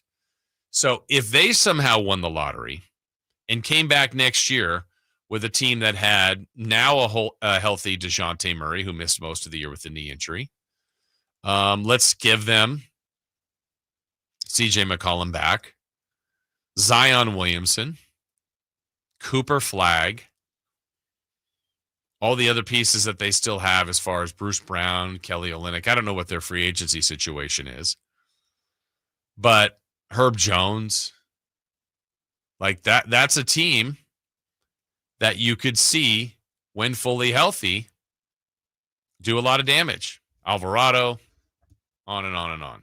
Trey Murphy. Oh, man, I forgot Trey Murphy. So that would be the scariest team of the teams at the bottom right now that if they won the lottery would be of most concerning, I think, to the Kings, the Rockets, the Lakers, the Warriors, all the way down the line of the West. So that's the team that I would put there. But again, Utah, Washington, Charlotte, New Orleans all have the best chances to secure a top 4 spot and potentially win the lottery. But yeah, I would put it as New Orleans to me at this point. All right, so still so much more for us to get to. Want to remind everybody, coming up at 7:45 or so, we're going to have our final Jiffy Lube drive of the game for the regular season. If you can identify what the G-Man described as the drive of the game yesterday at 7:45, when we call for it, you will win a $100 gift card courtesy from our friends at Jiffy Lube. So we will have that. We will have a supersized Kings Rewind, a recap of the Friday game. We haven't forgot about that. And yesterday's game. That'll be coming up at 8 o'clock. But when we come back. Maybe. We'll see. We'll see if we're ready for that. When we come back, we will have some post-game reaction to the Kings win over Phoenix. How the Kings got the job done yesterday. Now the setup they have going forward into the play-in on Wednesday against Dallas. We'll get some audio reaction to what the Kings did yesterday. That is coming your way next, right here on Sacktown Sports. On the move? Got somewhere to be? Take Sacramento Kings basketball with you. The Sacktown Sports app will let you stay connected to your passion. Never miss a moment of Sacramento Kings basketball with the Sacktown Sports app. With 25 award-winning years in Northern California, Ashton & Price is your local injury law firm. Pro attorney tip: if a firm presents as local, but they're in LA, red flag. If your first consultation is not with a lawyer, big red flag. At Ashton & Price, your first consult is with a local attorney, and if serious injury prevents travel, a lawyer will come to you. Still not enough? George Washington's my uncle. At Ashton and Price, no red flags, just red, white, and blue. Remember, for the best advice, don't think twice. Call Ashton and Price. Sacramento's premier country music festival, Country in the Park, is back May 16th and 17th at Cal Expo. Presented by Rocks Tech with Bailey Zimmerman, Billy Currington, Cole Wetzel, Nate Smith, and more. You'll enjoy food trucks, rock walls, and a mechanical bull, line dancing, and more. Single-day GA tickets start at $52 at CITPFest.com. Country in the Park, May 16th and 17th with Michelob Ultra and Carl's Jr. Find out more at CITPFest.com. Thy ticket, Lady Jennifer of Coolidge. Well, many thanks, good sir. Hereeth my Discover card. They accept Discover at Renaissance fairs? Yeah, they do here. Discover is accepted at the places I love to shop. Getteth with the times. With the times? You're playing the lute. Yeah, and it sounds pretty good, right? Discover is accepted at 99% of places that take credit cards nationwide. Based on the February 2024 Nielsen report. At Rocket, we believe everyone deserves their shot at the American dream. So if you're feeling locked out of home ownership, we're here to give you back the keys. We're opening doors, breaking down walls, and doing everything we can to turn renters into owners. And we're not going to stop until we help everyone home. To find out more, visit rocket.com. Rocket, own the dream. What's up? We're talking to Chad Hoblet of Hoblet Dodge Chrysler Jeep Ram and Woodland. Ram Truck Month, it's back. Chad, tell me about the deals happening at Hoblet. Only Hoblet can get you a deal this good on the best selection of new Ram trucks. Right now, save up to $15,000 off MSRP on the new 2025 Ram 1500 Tradesman Sports. And with 500 new Ram trucks available, your perfect Ram is waiting for you at the Hoblet Ram Truck Center. And aren't you the #1 Ram truck dealer in California? Yeah, we consistently rank #1 in California thanks to our unique selection of Ram trucks. Plus, people love our new certified pre-owned super center with over 200 vehicles available and over 50 under $20,000. There's only one thing to do. Search, select, and save through their whole inventory at HobletDodge.com. Unbeatable prices, unbeatable selection. Nobody beats Hoblet, period. 15,000 total net savings after 10,000 factory rebates and 5,000 dealer discounts. Rebates include 8,000 West and National Consumer Cash, 1,500 Conquest dealer cash. Must own or lease Ford, Chevy, or GMC brand vehicle. 500 on-the-job upfit. Must show proof of $500 eligible upfit. 5,000 net savings. Sample VIN 616-182. See dealer for details.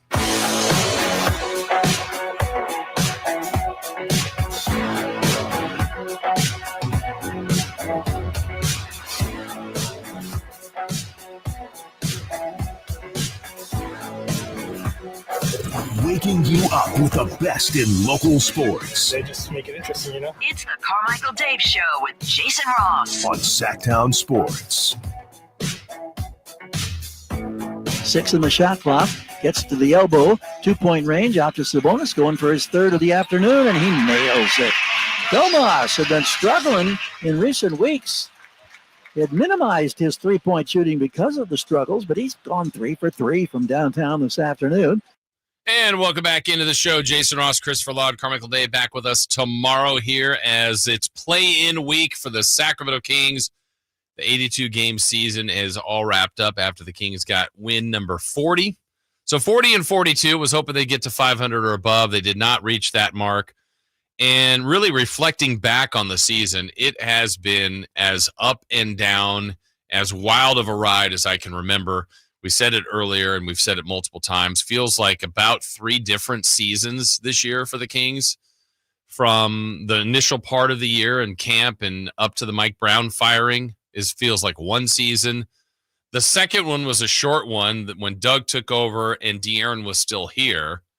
And then this last version of this team since the trades and getting LaRavia and Valanciunas, Fultz and Levine, this group and Doug, this has been kind of the last stretch.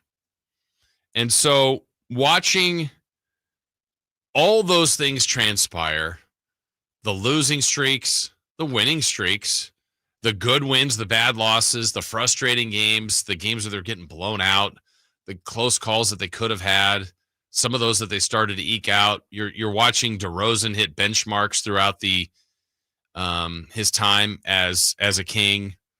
Sabonis doing his typical thing. Some injuries. I wouldn't say it was an injury-filled year, but some. I mean, they didn't get all the good fortune, I would say, that they had the year of the first beam team, but probably not as impactful of injuries as last year. But certainly Malik's injury and his timing right now isn't good, but he missed time early in the year, and now he's out for this week, at least for the play-in week. So it's been an up-and-down ride, and after the game yesterday, after the win, which the Kings secured a spot against the Dallas Mavericks, the G-Man had a chance to check in with the rookie, Devin Carter. To number 22, Devin G-Man here. Got us okay? Yeah, I can hear you. I appreciate that. Well, a nice way to finish up the regular season. I know it's been an adventure for you this year. Henry Turner and I, former King, we were talking a bit earlier about how good it may be for you to get a full training camp, a summer league, and come back next year. What are your thoughts on how this season has transpired from your standpoint? I feel like it's definitely it'll be beneficial for me to sorry, a lot of noise going on. It'll be beneficial for me to have a full off season, learn my teammates' game, play with them on the court in the summer, work out with them. As you know, I was just watching the whole time. I missed out on summer league, training camp, all that. So, I missed the first 30 games as well. And then just going back and forth from the G League. It was definitely a struggle, but, I try to find my way into the rotation late into the season, just doing everything the team needs me to do. And I feel like I kind of made my way to the rotation and kind of just build from there, get more confident with playing with my teammates. And, yeah. Well, we're going to pause for just a second here. It looks like Domas has got his son Tiger here, and they're going to light the beam, and there'll be another outburst of noise. Yeah, for sure. Great. There we go. Tiger Sabonis, and the beam is lit inside the building. Won't be able to see it outside. How good to get this win today, Devin? Definitely feels good. Definitely going into the next game, we got, I think, Dallas. Yeah. So it was a great job by the teammates. Everybody came in ready to play. We had an early game, but good momentum going into the next game for sure. And a great learning opportunity for you and some of your younger teammates as you'll get a taste of postseason play now. Yeah, I feel like it's going to be fun. Obviously, this is my first year, so I never experienced postseason. And I'm sure the atmosphere here is going to be great, just like it always is for the playing game against Mavericks. Well, we look forward to it. That'll be Wednesday night on this home floor. Thank you for a few moments of your time. Congratulations, and look ahead. Let's hope we can keep things going. Thank you. Yes, sir. Appreciate it. All right. Devin Carter and the Kings savor the victory. Devin with 5 points, 5 rebounds, 1 assist, 1 steal. A busy afternoon in this one. All right, some thoughts with Devin Carter in the G-Man postgame yesterday. And G-Man asked him about, that opportunity for him as a young player, a rookie, getting into this kind of win or go home atmosphere and game. And look, with Malik Monk out, Carter will be needed on Wednesday, and if they win on Friday. And I think all of these experiences are valuable. They really are. And I don't want to minimize that. Some people are like, what does it matter if you play 1 or 2 playing games? What does that really do? Well, I think every time you go through moments like that, you can learn something. It's good for Doug Christie to go through. It's good for the coaching staff to go through and prep for Dallas.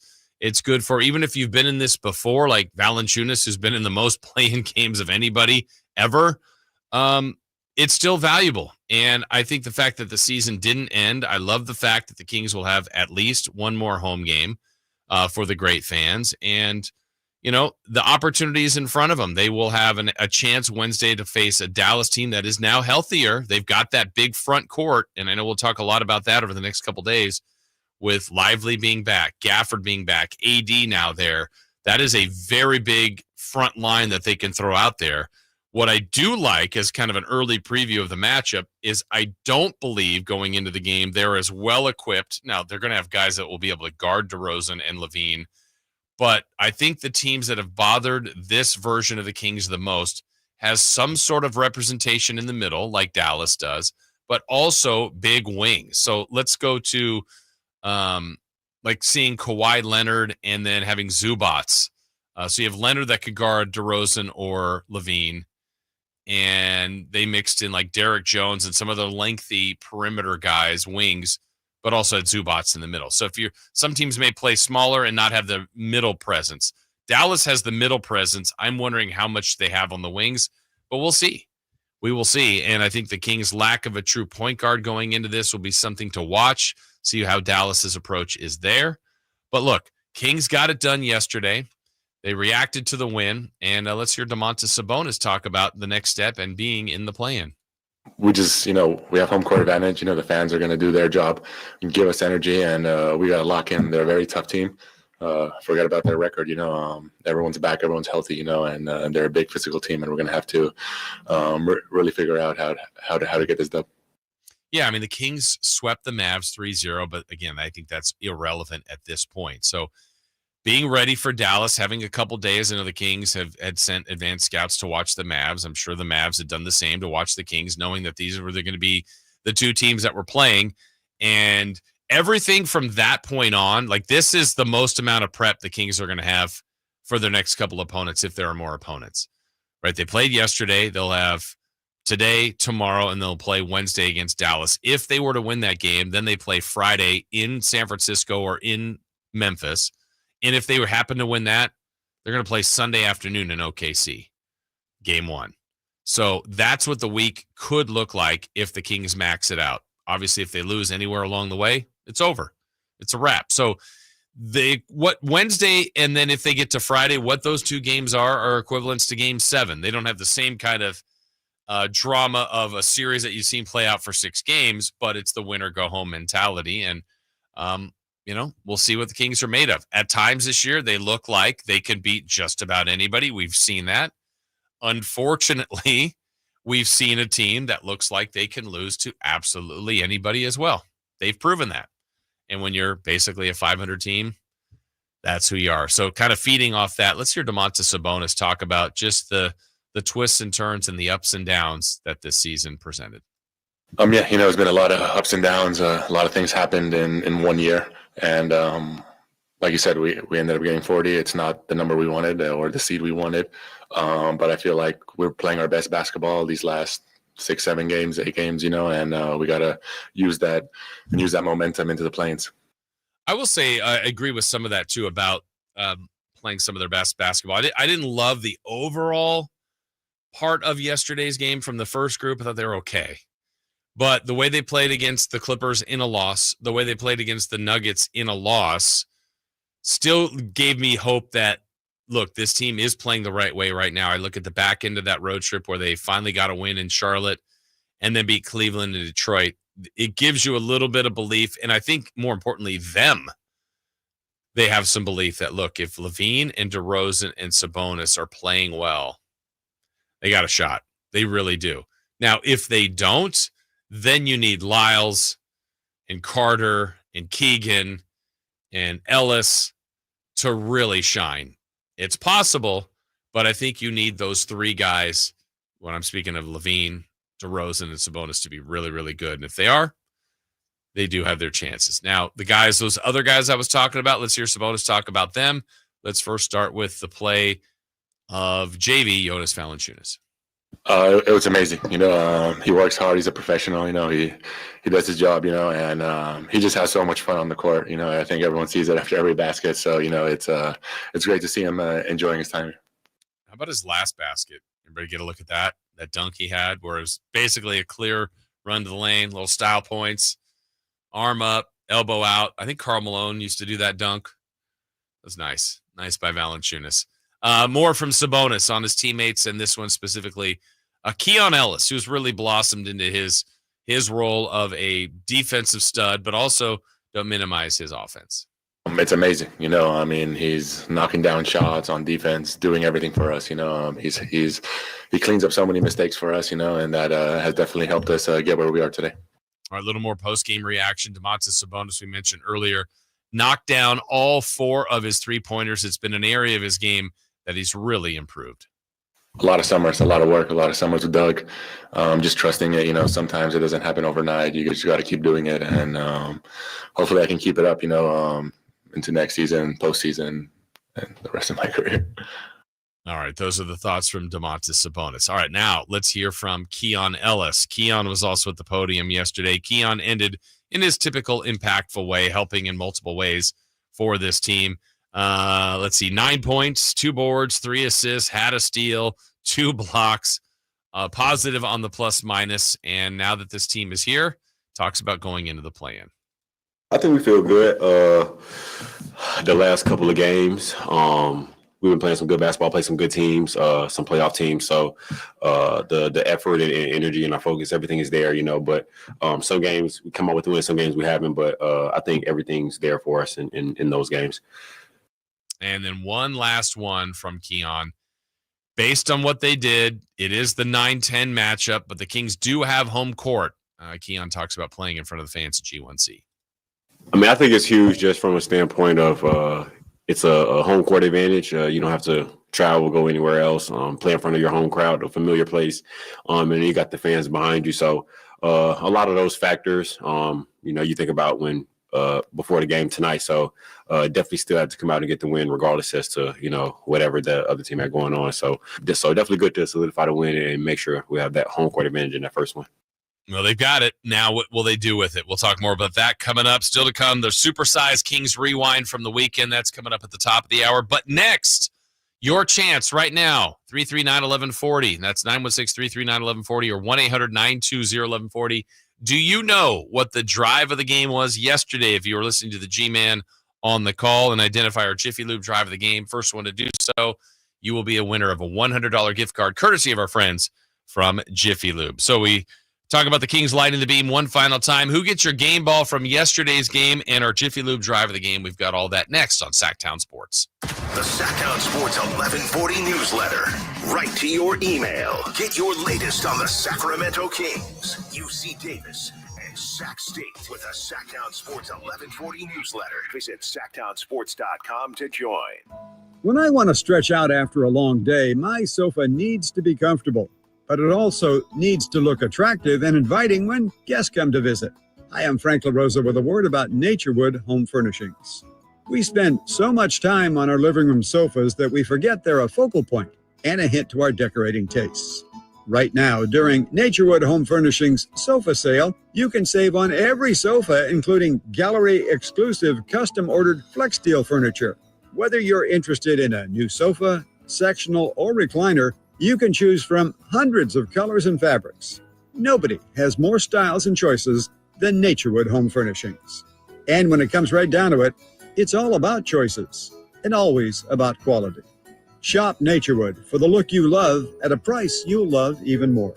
Visit Naturewood Home Furnishings right now for this remarkable sofa sale. Off Highway 50 at Hazel, look for the water wheel. Power Business Technology is proud to be a 100% independent, locally owned and managed Toshiba copier dealer. Local ownership cuts out the red tape, allowing ourselves to never be too busy to personally answer the call when our clients need us. Recognized for excellence in service execution, training, and customer service, we're proud to be named a Toshiba ProMasters Elite Dealer since 2021. Contact us today for all your business printing needs at 844-POWER-BZ. That's 844-769-3729, or visit us at PowerCopiers.com. Spring is here, and that means gigantic savings for all your oil change needs at Jiffy Lube today. Get a $25 gift card with the purchase of any Pennzoil Platinum full synthetic oil change through May 31st at your local Jiffy Lube service center in the greater Sacramento areas. And don't forget about the additional $30 off online coupon at jiffylube.com. Terms apply. Valid email address required. See pennzoil.com/rewards for details. Jiffy Lube, huge spring savings for you today. Drivers who switch and save with Progressive could save hundreds. With that kind of money, you could go big time and skip the regular line at the airport and pay for speedy security. Imagine not having to quickly unpack and pack at the place you already came back to. And wearing your shoes the whole time you're there? You can't put a price on that kind of luxury. Well, actually you can, and you paid for it. Switch to Progressive and you could save big time for speedy security. Progressive Casualty Insurance Company and affiliates, not available in all states. Potential savings will vary. What up, fellow Gen Xers? Elizabeth Banks here. As the original latchkey kids, we took things into our own hands, like house keys and video game controllers. And now it's time for us to do it again, because the recommended age to get vaccinated against pneumococcal pneumonia has been lowered to 50 and older, even if you're healthy. We're at over 6 times greater risk compared to adults under 50. So go to vaxassist.com and schedule. Gen X, this is our shot. Sponsored by Pfizer.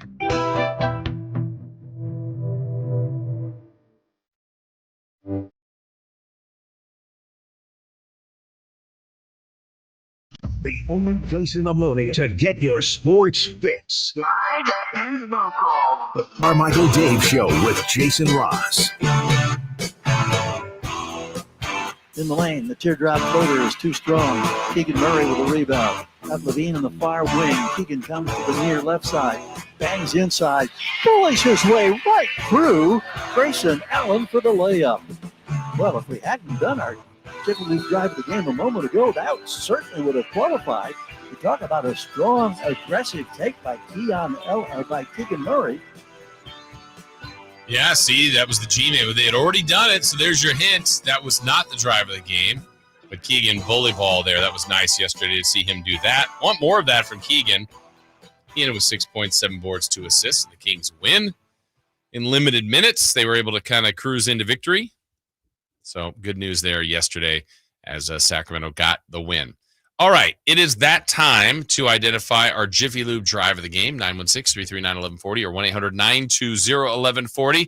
If you can correctly identify the Jiffy Lube drive of the game from yesterday. And let's see, first one in is Nadeem. Nadeem, good morning. Good morning, Jason. How are you? I'm doing well. Hopefully you are as well. Enjoying this beautiful day. It's awesome. Before we get your guess on the Jiffy Lube drive of the game, what are your thoughts on the play-in? What do you think? Kings and Mavs on Wednesday. I'm feeling really good because even though the Mavs have a lot of their injured players back, they still don't have their main guy, which in my opinion is Kyrie. If Kyrie was playing and healthy, I would have probably a different perspective, but I think our group of guys is better than their group of guys right now. So really hopeful for the game. All right. I hope so too as well. All right. But with that said, you called in to identify our Jiffy Lube drive of the game. You must have been listening yesterday, Nadeem. What do you think was the drive of the game? I believe it was Keon Ellis had a steal and then laid it up. Okay, Keon Ellis with the steal and a push for the lay-in. All right, hang on, Nadeem. Let's see if you are correct. On the right wing, going for the triple. Doesn't get it. Back tap. Going to be tracked down by Keon Ellis. Great effort. Races to the basket. Sticks it with a two-hand flush. Let's make that your Jiffy Lube drive of the game. Keon Ellis. There you go, Nadeem. You were listening carefully. Keon Ellis was the Jiffy Lube drive of the game with that steal and score. Congratulations. You won a $100 gift card courtesy of our friends at Jiffy Lube. You can use that however you wish. So thank you so much for listening, Nadeem. And which radio station helps make all your Jiffy Lube dreams come true? KCK 1140. There you go. Hang on, Nadeem. We appreciate that. Congratulations. You will get that $100 gift card courtesy of Jiffy Lube. Yeah, Keon Ellis making that play yesterday. And again, back to the, who will this be helpful for going through this playing experience? Well, Keon Ellis. I think back to last year's game a lot where the Kings, let's go there from last year's play-in scenario. If you guys can all remember that, and I'm sure you can, when the Kings were in the same position, they were 9, they were hosting number 10. That was the Golden State Warriors. Kings won that game. They played great. That was awesome to be in front of the home fans. To end the Warriors season. Effectively, it was the last game that Klay Thompson ever played as a Warrior. He was terrible in that game, and he will be here this year, so a chance to see how Klay does. I'm sure he's going to go for a little redemption there or try to. But then the Kings moved on to take on the New Orleans Pelicans in New Orleans, and I still maintain that game was so winnable, and there was just some guys that did not play very well. They didn't have Monk. Fox was really good. Sabonis was just okay. And it felt to me watching that game that they needed another weapon, another scorer. Like if they had DeRozan, I think they would have been able to win that game. Monk wasn't there. Herter wasn't there. And so they just, Davion, I think, was probably one of the next best scorers. They just didn't have it. And so now you've got more option scoring. If they can play consistent enough defense, they do have their chances, certainly against Dallas. And then from that point on, you could argue, and maybe I will argue as we look at this, that I don't know who I wanted them to play if they got through the 9-10 game in that 7-8 matchup. But if they have to go to Memphis, I think that's a team they could possibly beat, where if you're looking at it, could have been the Clippers, could still be the Warriors, could have been the T-Wolves, could have even been the Nuggets yesterday. I mean, there was a scenario where Denver, who ended in 4th, could have ended in 7th. So there was a lot of moving parts there. We all had to kind of wait and see, and it all came down to that Warrior game, right? That was the last one to kind of decide it all, and that one was an interesting way that laid out because James Harden ended up coming up big in OT. 5 to shoot. James top of the key with 4. A step back 3. Bottoms. Harden back-to-back bonus distance threes. Yeah, and the Clippers end up winning that game in overtime, and that has bumped the Warriors down to the 7 seed, and they will host Memphis. That one is tomorrow night. So what the league has done this year, and it's probably a little bit more advantageous for the 7-8 teams, which they've got a better record. They probably deserve this. Last year, the league played the Eastern Conference 7-8 and 9-10 games on the Tuesday, and the West 7-8, 9-10 games on Wednesday, because I remember being at Golden One watching the Lakers and the Pelicans before the Kings took on the Warriors. This year, they're putting both 7-8 games, so the East and West on Tuesday. The Kings will play their 9-10 game, and I think it's the Bulls and the Heat in the 9-10 on Wednesday prior to that Kings game. So anyway, with all that said, one last thought on kind of the regular season and the game yesterday, discussing who gets the game ball for me from yesterday.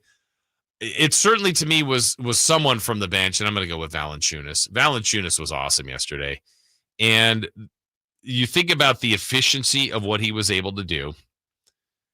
In 21 minutes, Jonas Valanciunas was 10 of 11, 10 rebounds, 4 assists. Wait, what was that?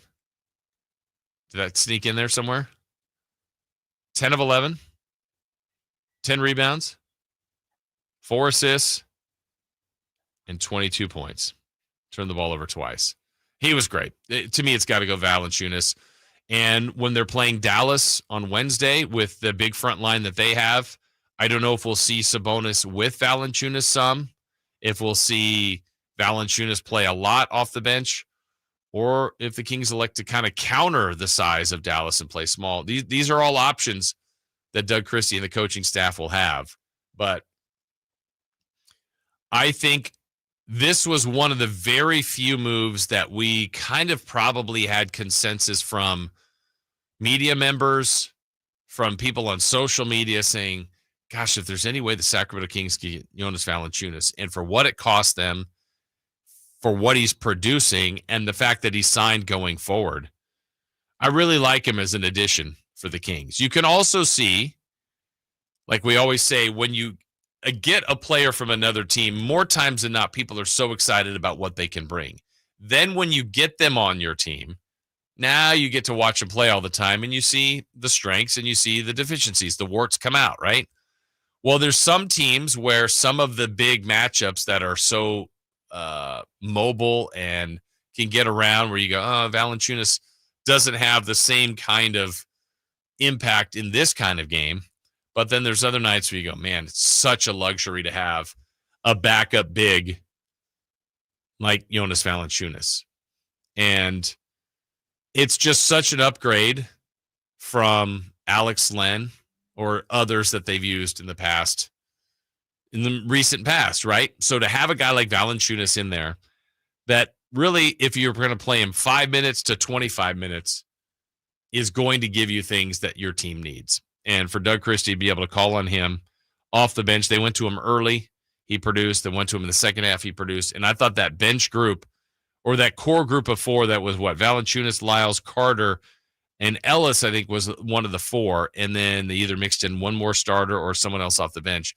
That's the group that brought kind of the intensity that I thought was missing from the starters yesterday. So they're going to need all those guys. I really wish Malik Monk was available to play Dallas, because I think Malik, a little bit like when Fox was here, if we go back to the Warriors series a couple years ago, he was dynamite. I think Malik kind of elevates his game in those big moments. He likes to be in the big moments, and he's been able to shine in some of those big moments. So Kings won't have him.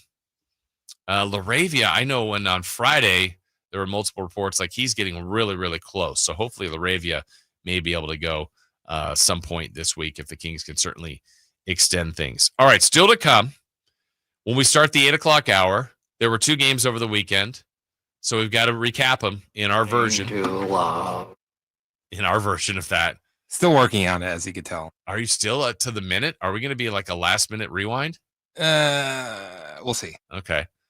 We've got a supersized Kings rewind. We'll look back at the Clipper game and the Suns game from yesterday. Also, we will lock in now on the matchup with the Mavericks, and the rest of the playoff matchups are very, very intriguing. We'll discuss that in the 8 o'clock hour and so much more. But when we return, supersized Kings rewind to start the 8 o'clock hour next. You never know what you might hear when listening to a Sacramento Kings game. Out of Keegan, going for another triple. Man, is he feeling it. Can he do it? Yes, there's number 11, Keegan Murray. Keegan steps back. He just knocked down his 12th three-pointer, a Kings franchise record. He's got 45 points. Never miss a moment of Sacramento Kings basketball with Sacktown Sports and the Sacktown Sports app.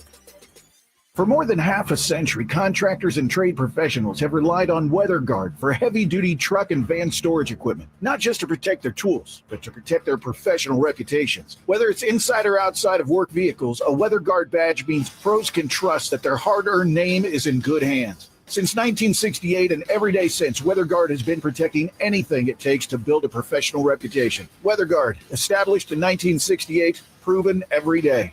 WeatherGuard.com.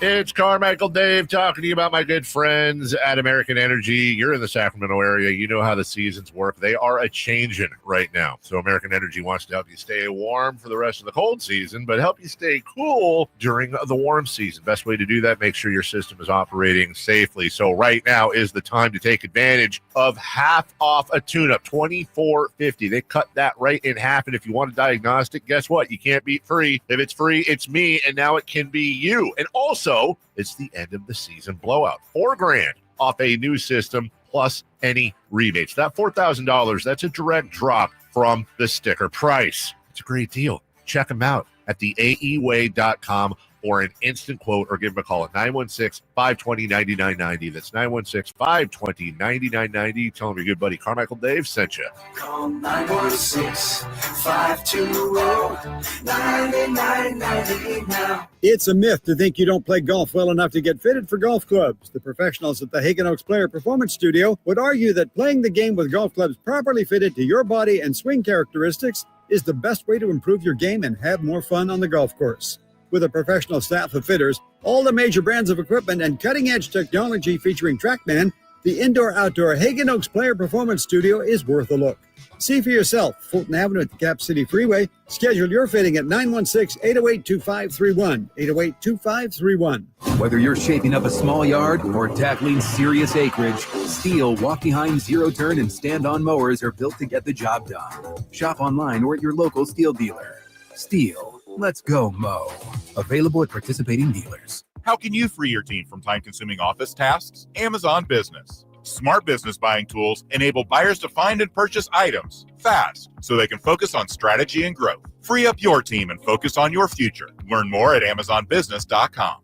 This message comes from Viking, committed to exploring the world in comfort. Journey through the heart of Europe on an elegant Viking longship with thoughtful service, destination-focused dining, and cultural enrichment on board and on shore. With small ships that bring travelers closer to the destination, there's more time to explore. And every Viking voyage is all-inclusive, with no children and no casinos. Discover more at Viking.com. The sewer system. It's probably the last thing on your mind, and that's okay. Because at the Sacramento Area Sewer District, it's our first priority. As the region's largest sewer utility, we own and maintain thousands of miles of sewer pipe. And our job is to get to your sewer problem before it interrupts your life. So whether you've got a slow drain or a backup, call us first, day or night. The Sacramento Area Sewer District.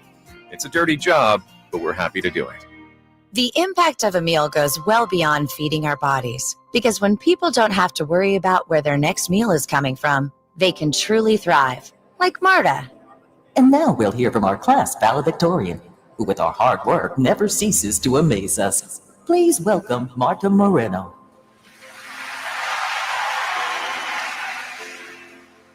and Alex.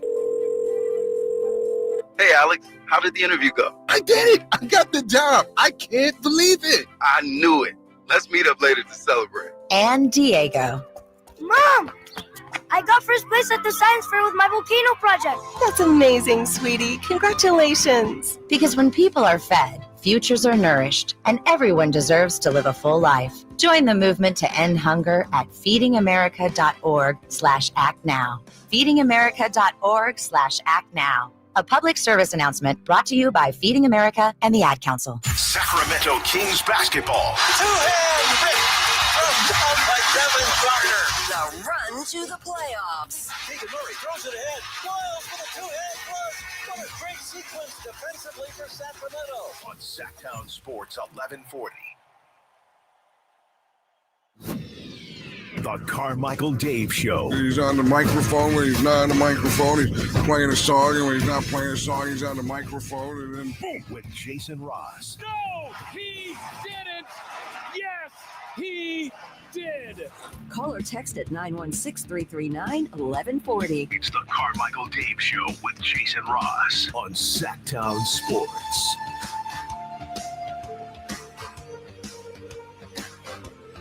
All right, back here to start the third hour of the show. Alan Stiles stops by at the end of the 9 o'clock hour. Little celebrity birthdays, crosstalk. Maybe.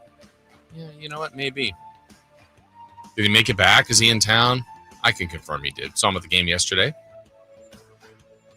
Always good seeing Alan. He's so funny. Chrissy goes, so, how'd it go? I'm like, how'd what go? And he goes, being without me. It was good, Alan. Good. Welcome back. Welcome back. Don't think it's ever ran better. It's good to have him back. We will have the Drive guys this afternoon as well. And we're all leading you up to Wednesday, Kings and Mavs. Oh, man. It's a pretty good playoff series with the Mavs over the years, and it's been a while. Early 2000s, the Kings knocked them out, I think, twice. Dallas got the Kings once. So we'll see how this goes in the play-in. Winner moves on, loser goes home. Dave will be with us tomorrow. Good idea or bad, Chris? I've sent many people that I know, friends, loved ones, whatever, to, if they get a chance and they go to New Orleans, to go to Dookie Chase, the family restaurant. Dave's going tomorrow, his debut. Well, I get a call from those at the restaurant like, why'd you send this guy here? Who is this? Why does he keep using your name? I'm anxious to see how it goes from tomorrow. Dave is so paranoid, though, he's not going to mention you once there. I'm sure he's not. He'll just go and eat and hopefully have a good time. But yeah, him and the family will be there. Well, he'll be on with us tomorrow. But what if he gets violently ill? That's not good. That is not good.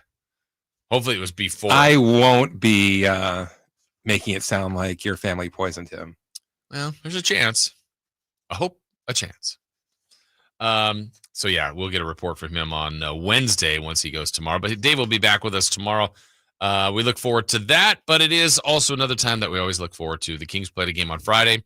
They played a game on Sunday. We actually had someone goes, "Are you guys going to do a Kings end of season rewind?" Well, we're not at the end of the season yet. Yeah, why are you even putting that out in the universe? That's right. We got a game 81, a game 82 rewind, and then a play-in, and hopefully play-ins and playoff rewinds to get to. Western Conference Finals rewind. Finals rewind. Actually, Doug snuck. Championship parade rewind. Yep. I mean, if they win the whole thing, quick question, does that go above the Summer League championships? Barely. I'll have to wait and see. I love how Doug yesterday was like, someone asked about the season. He's like, well, I can't remember how he worded it, but then he ultimately said, yeah, well, ultimately when, we end with the trophy. And I was like, attaboy, Doug. Speak it into existence. Yeah. All right, so let's do it. Let's rewind.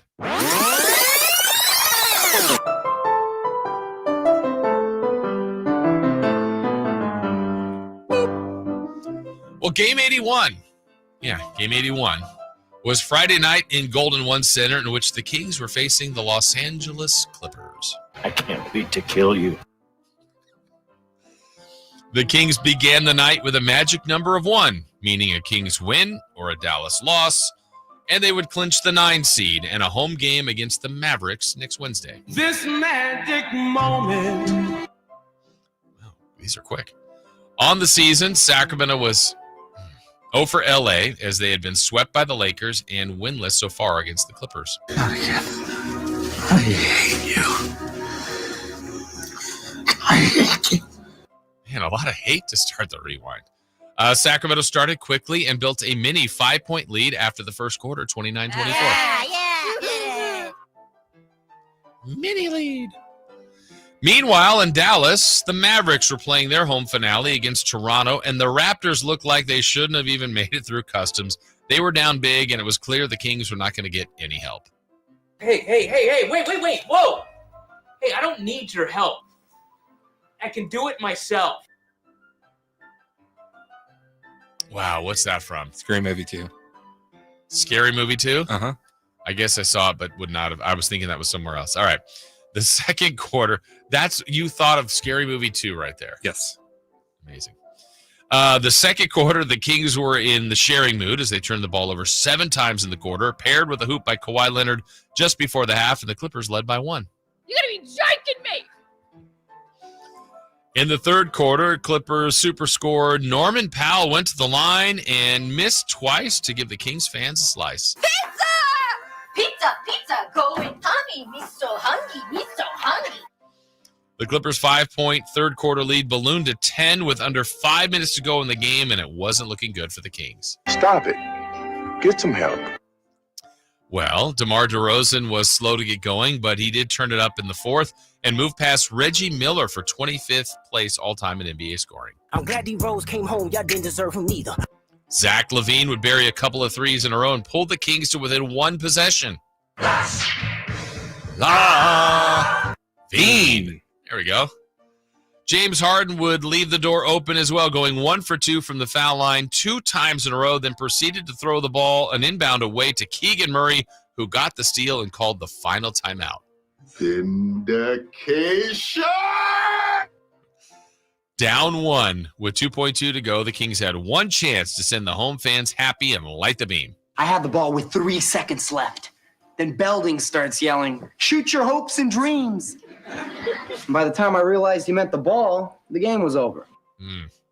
Well, DeRozan missed the final shot, and the Clippers cashed in on a season sweep of the Kings. We worked our whole life, and what do we have to show? Nothing.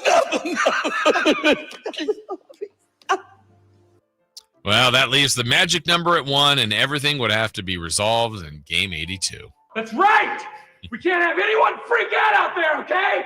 We've got to keep our composure. We've come too far. There's too much to lose. We've got to keep our composure. Well, for the final game of the season, it was Kings and Suns from G1C. The Kings win, and they are 9, or a Dallas loss, and they are 9. The Mavericks elected to sit AD, Clay, and others, knowing their chances of hosting would shrink. Sit down. Phoenix didn't have Kevin Durant and didn't even bother to play Bradley Beal or Devin Booker. Hello?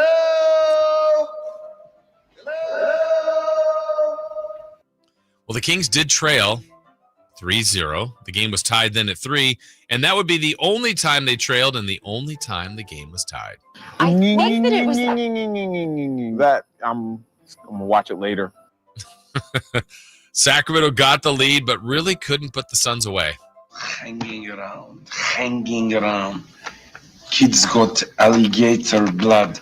Can't get rid of him. It was a bit of a lackluster, non-energetic performance by the Kings starters. Oh no, your battery fell out. I was just learning to love.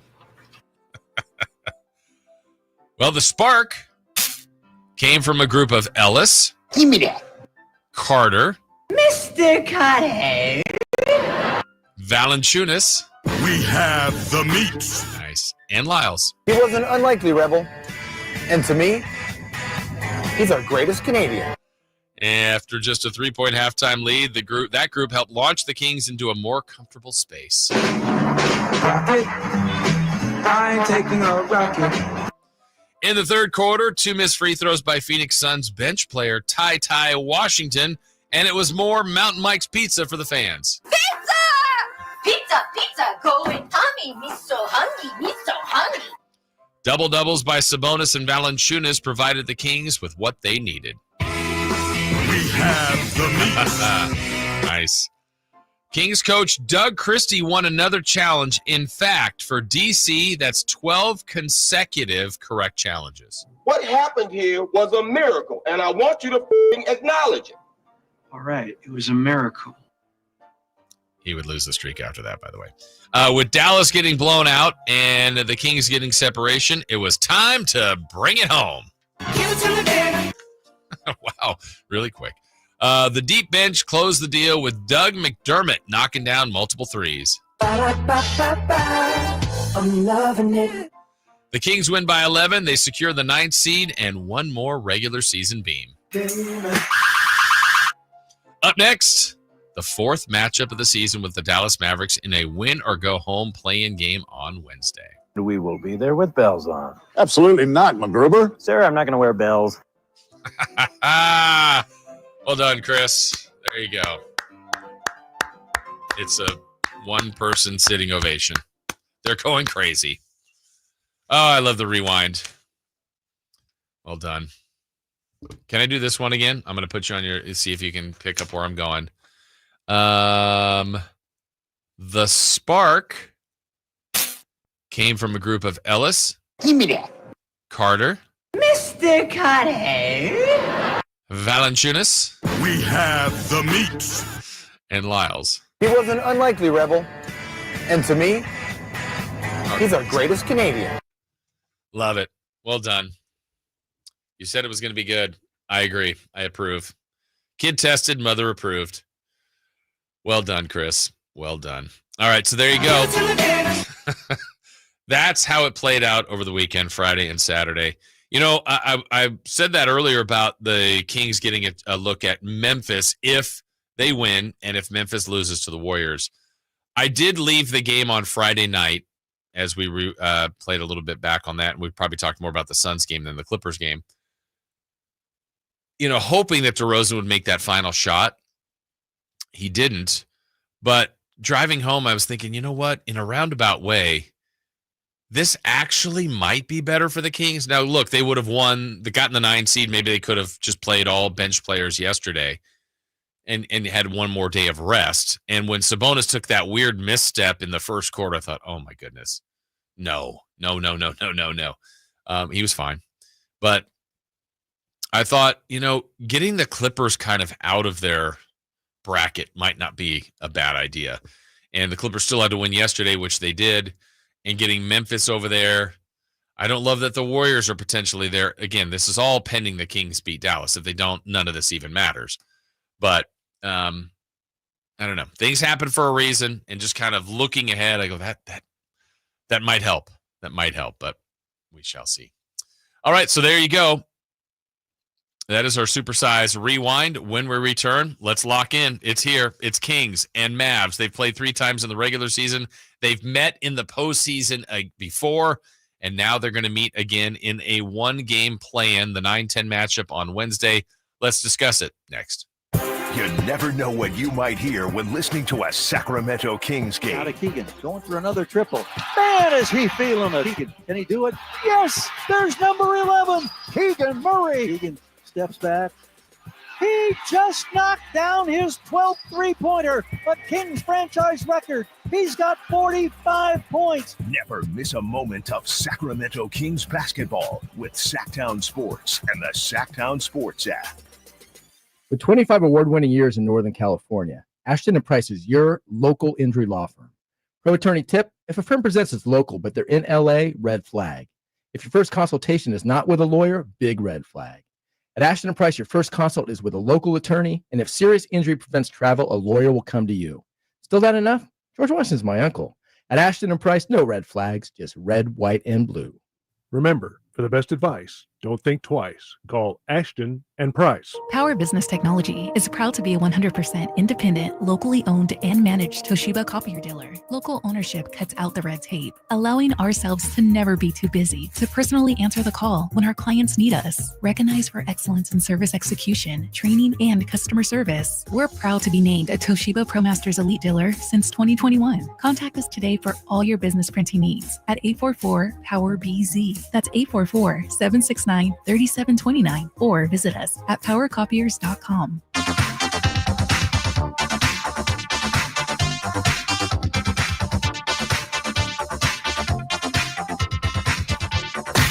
Carmichael Dave. He has very good sources, and he just kind of tells it as it is and gets to the point. Jason Ross. He has a lot of pretty smart things to say. He's good at what he does. On Sacktown Sports.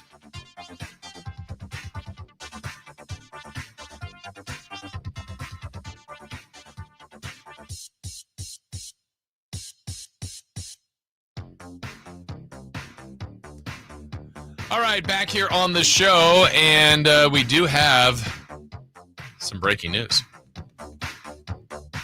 When it breaks, we have it first. It's Sacktown Sports breaking news. Well, according to Shams from Twitter or from X, the New Orleans Pelicans have fired Executive Vice President David Griffin. He spent 6 seasons with the franchise. They will have a new head of basketball operations. So when I tell you that they fired David Griffin, you believe me immediately. But when I say the Nuggets fired Michael Malone, it's, oh, you're messing with me. Yeah. Yes. And when you send me a tweet that says from someone else, from Shams, that says the Mavericks have traded Luka Doncic to the Lakers, I'm like, okay, Chris. Wow, you went through a lot of work to do this. And then I go, all right, it's the real Shams, but like, how did he do it? Like, why did he? Okay, sure. Funny. And then I look some more. Wait, other people are tweeting this. Oh my gosh! Yeah. Chris got them too? Chris is really connected. The real source. And then I'm thinking, Chris, why don't you just break the news? Because it's more fun to torture Jason. Oh my goodness. Yeah, David Griffin, pretty highly regarded. He was in Cleveland, now New Orleans. And I have said this. I said it before. I'll say it again about Zion Williamson. I said, that's the kind of player, if I was the GM, I probably would have traded Zion, knowing that, like the Nico Harrison move, like I have every chance like it would be my last move and I'd get fired. Because I think I would have run the risk of saying he's extremely talented, but I think I would have traded him and moved on. They did not trade him. They had a disappointing year. A lot of it was injuries, but they are making changes there in New Orleans. And I think that's a good job to get. I know that's a tough fan base. I mean, they love the Saints. They love LSU down there. They like the Pelicans, but they got to be successful. And right now they're not. So there you go. David Griffin out as general manager. A little surprised yesterday with the news, and I'm happy for him that the Blazers are continuing, at least extending Chauncey Billups. Not saying he needed to go, but I thought he might be on the fence there, and that is not the case. So good for him. All right, so it's Kings-Mavericks. We know this for sure. This is for certain. It is happening. There's no mystery. There's, hey, if this happens, if that happens. I mean, honestly, Game 82 for the longest time, people were looking at Kings and Suns, and the Suns completely disappointed the way they finished, and the Kings don't have to worry about them. When Dallas kept getting injury after injury after injury, people just assumed that Phoenix would pass them. The reason I didn't was because of Phoenix's schedule. I said, look, Phoenix, they started 8-1. They have not been a good basketball team for the majority of the season. This wasn't just like, well, Durant's been out or Beal's been hurt. They just hadn't been very good. And so I looked at their season totals, just the way they had been playing for a couple of months, and then their schedule. And I thought, I don't think they're going to ultimately in the end pass Dallas. Now, Dallas was so depleted with injuries, and the whole thing hinged to me on whether or not they would get Anthony Davis back. They have. But let's look at what Dallas has done. Let's just go since the All-Star break. So they made the big trade that kind of rocked everyone's world. And from Dallas's perspective, now everyone in Dallas probably doesn't want to hear it because they all hate what Nico Harrison has done and they love Luka, and I totally understand why. But and I was saying short term, meaning this season and probably next season, that if you had Gafford, Lively, Anthony Davis, PJ Washington, Kyrie Irving, Spencer Dinwiddie, Max Christie, Klay Thompson, Najee Marshall, that's a good basketball team. And I think if they were all healthy from the All-Star break, they would not be in the 10th spot. They would be a team that would be in that top 6 potentially. And you could see, based on defense, based on Kyrie's ability to take over games, like they would be a major problem. Now, Luka long-term, I think everybody's taking Luka. I think everybody would. Now, we'll have to wait and see how this all goes. Lakers, though, have vaulted all the way up to the 3 seed, and Dallas had to hang on to be the 10. But when they made the move, right after the All-Star break, they were 30-26. Since then, and they won their first game out of the break, they finished 9-17. Let's kind of dive into the 9 wins. Out of the break, they beat New Orleans. A couple games later, they beat Charlotte. Lost 5 in a row, beat San Antonio. Their best win from the All-Star break on was beating Detroit. Followed that with a win at Brooklyn. Then they won 2 in a row at Orlando and at Chicago by 1. Beat Atlanta by 2. And then just beat Toronto on Friday. They have lost 6 of their last 8. Part of it, they've been resting people. Part of it's been some injuries. But if you go to the game that they won against Toronto, which is probably going to be more of a representation of what we're going to see on Wednesday, this was the starting lineup they utilized that day. And it's going to be interesting if they use this starting lineup as well. 2 teams without a true point guard. They started Klay Thompson, Derek Lively, Najee Marshall, PJ Washington, and Anthony Davis. Now, Dinwiddie was out of that game, but they also have Caleb Martin, Dwight Powell, Gafford, Exum, Jaden Hardy, Max Christie.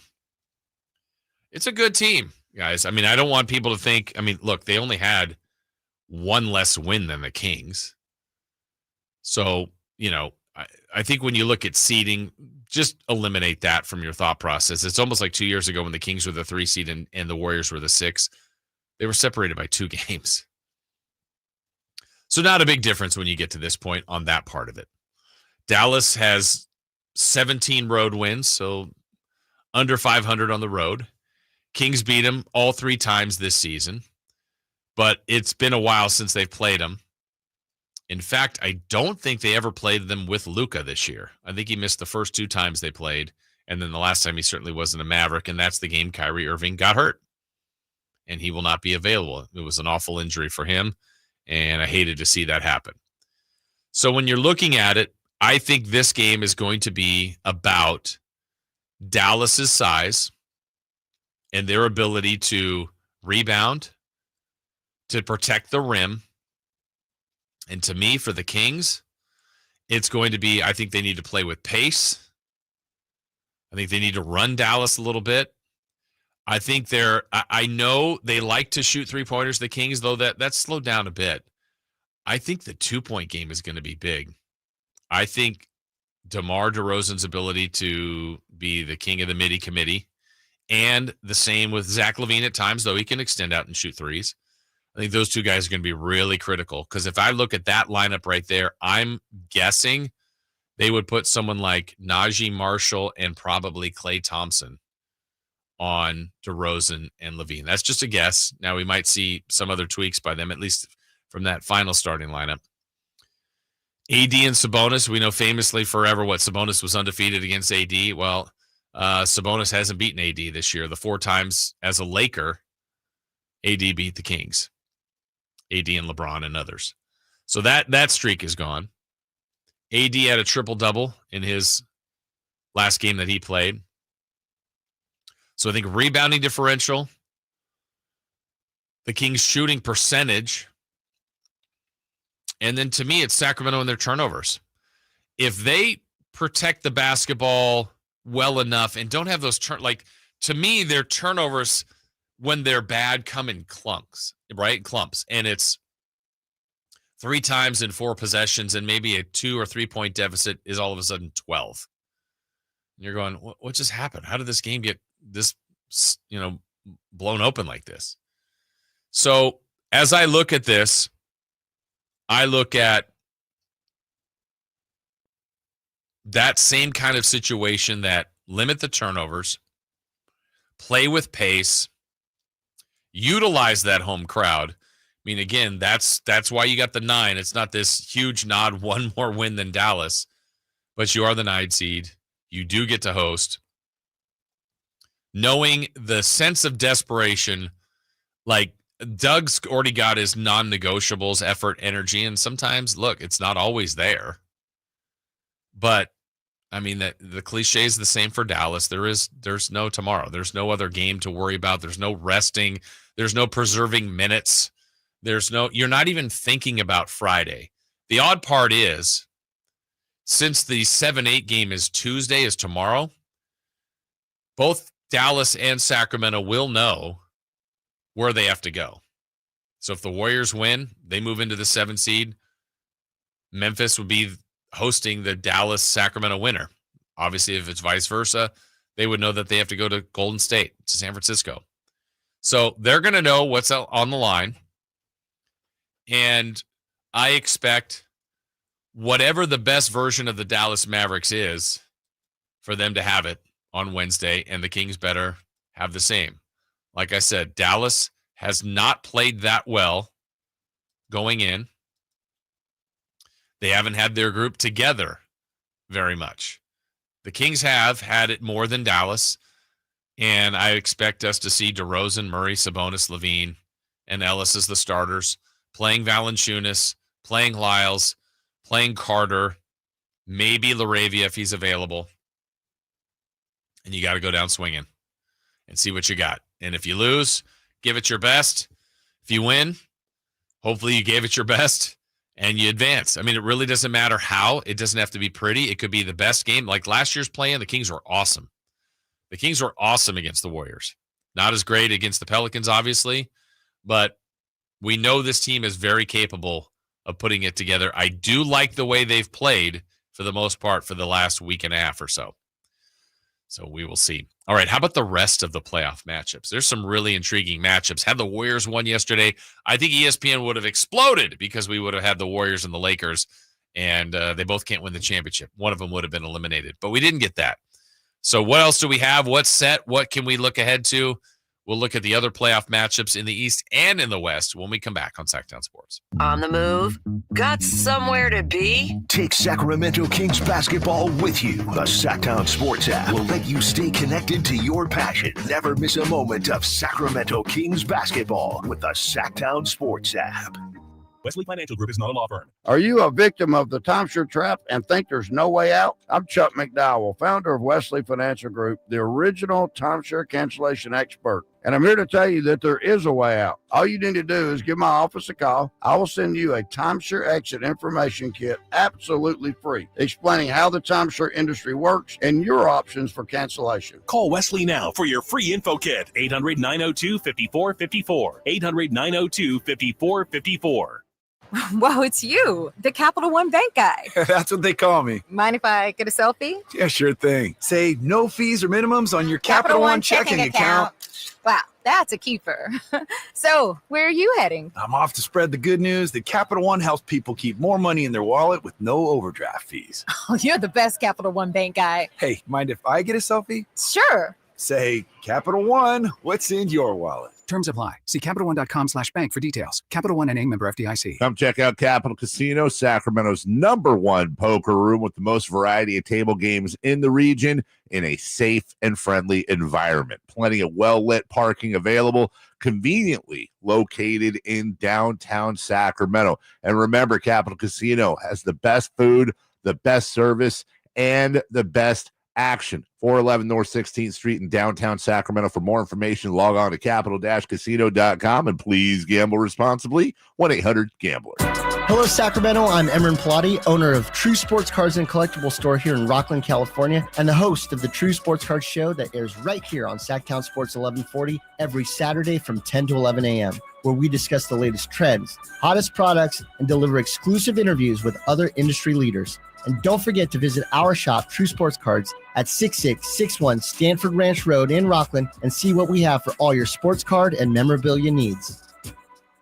Sacramento's premier country music festival, Country in the Park, is back May 16th and 17th at Cal Expo. Presented by Rocks Tech with Bailey Zimmerman, Billy Currington, Cole Wetzel, Nate Smith, and more. You'll enjoy food trucks, rock walls, and a mechanical bull, line dancing, and more. Single-day GA tickets start at $52 at CITPFest.com. Country in the Park, May 16th and 17th with Michelob Ultra and Carl's Jr. Find out more at CITPFest.com. The hot weather is coming. Is your HVAC system ready for it? Let Lee's Air Plumbing and Heating make sure it is. Get to Lee'sAirPlumbingandHeating.com. Check out their $99 HVAC tune-up special. And let me tell you why Lee's Air Plumbing and Heating is the way to go. They took care of me when our heater collapsed over the winter, and Lee's set us up with a great new HVAC system that is providing comfort, value, and quality. Let Lee's Air Plumbing and Heating take care of you. License number 635355. Grab the keys to a new fuel-efficient Toyota.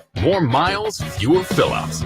Toyota hybrids are built to go the distance with legendary dependability and head-turning style. Get a low-cost lease on a new 2025 Prius or shop deals on 17 Toyota hybrid models from the longest-lasting brand on the road. Plus, every new Toyota comes with Toyota Care. 2 years of complimentary maintenance. Toyota. Let's go places. Offer available through TFS to buyers with premium rated credit. Offers end 4/30/25.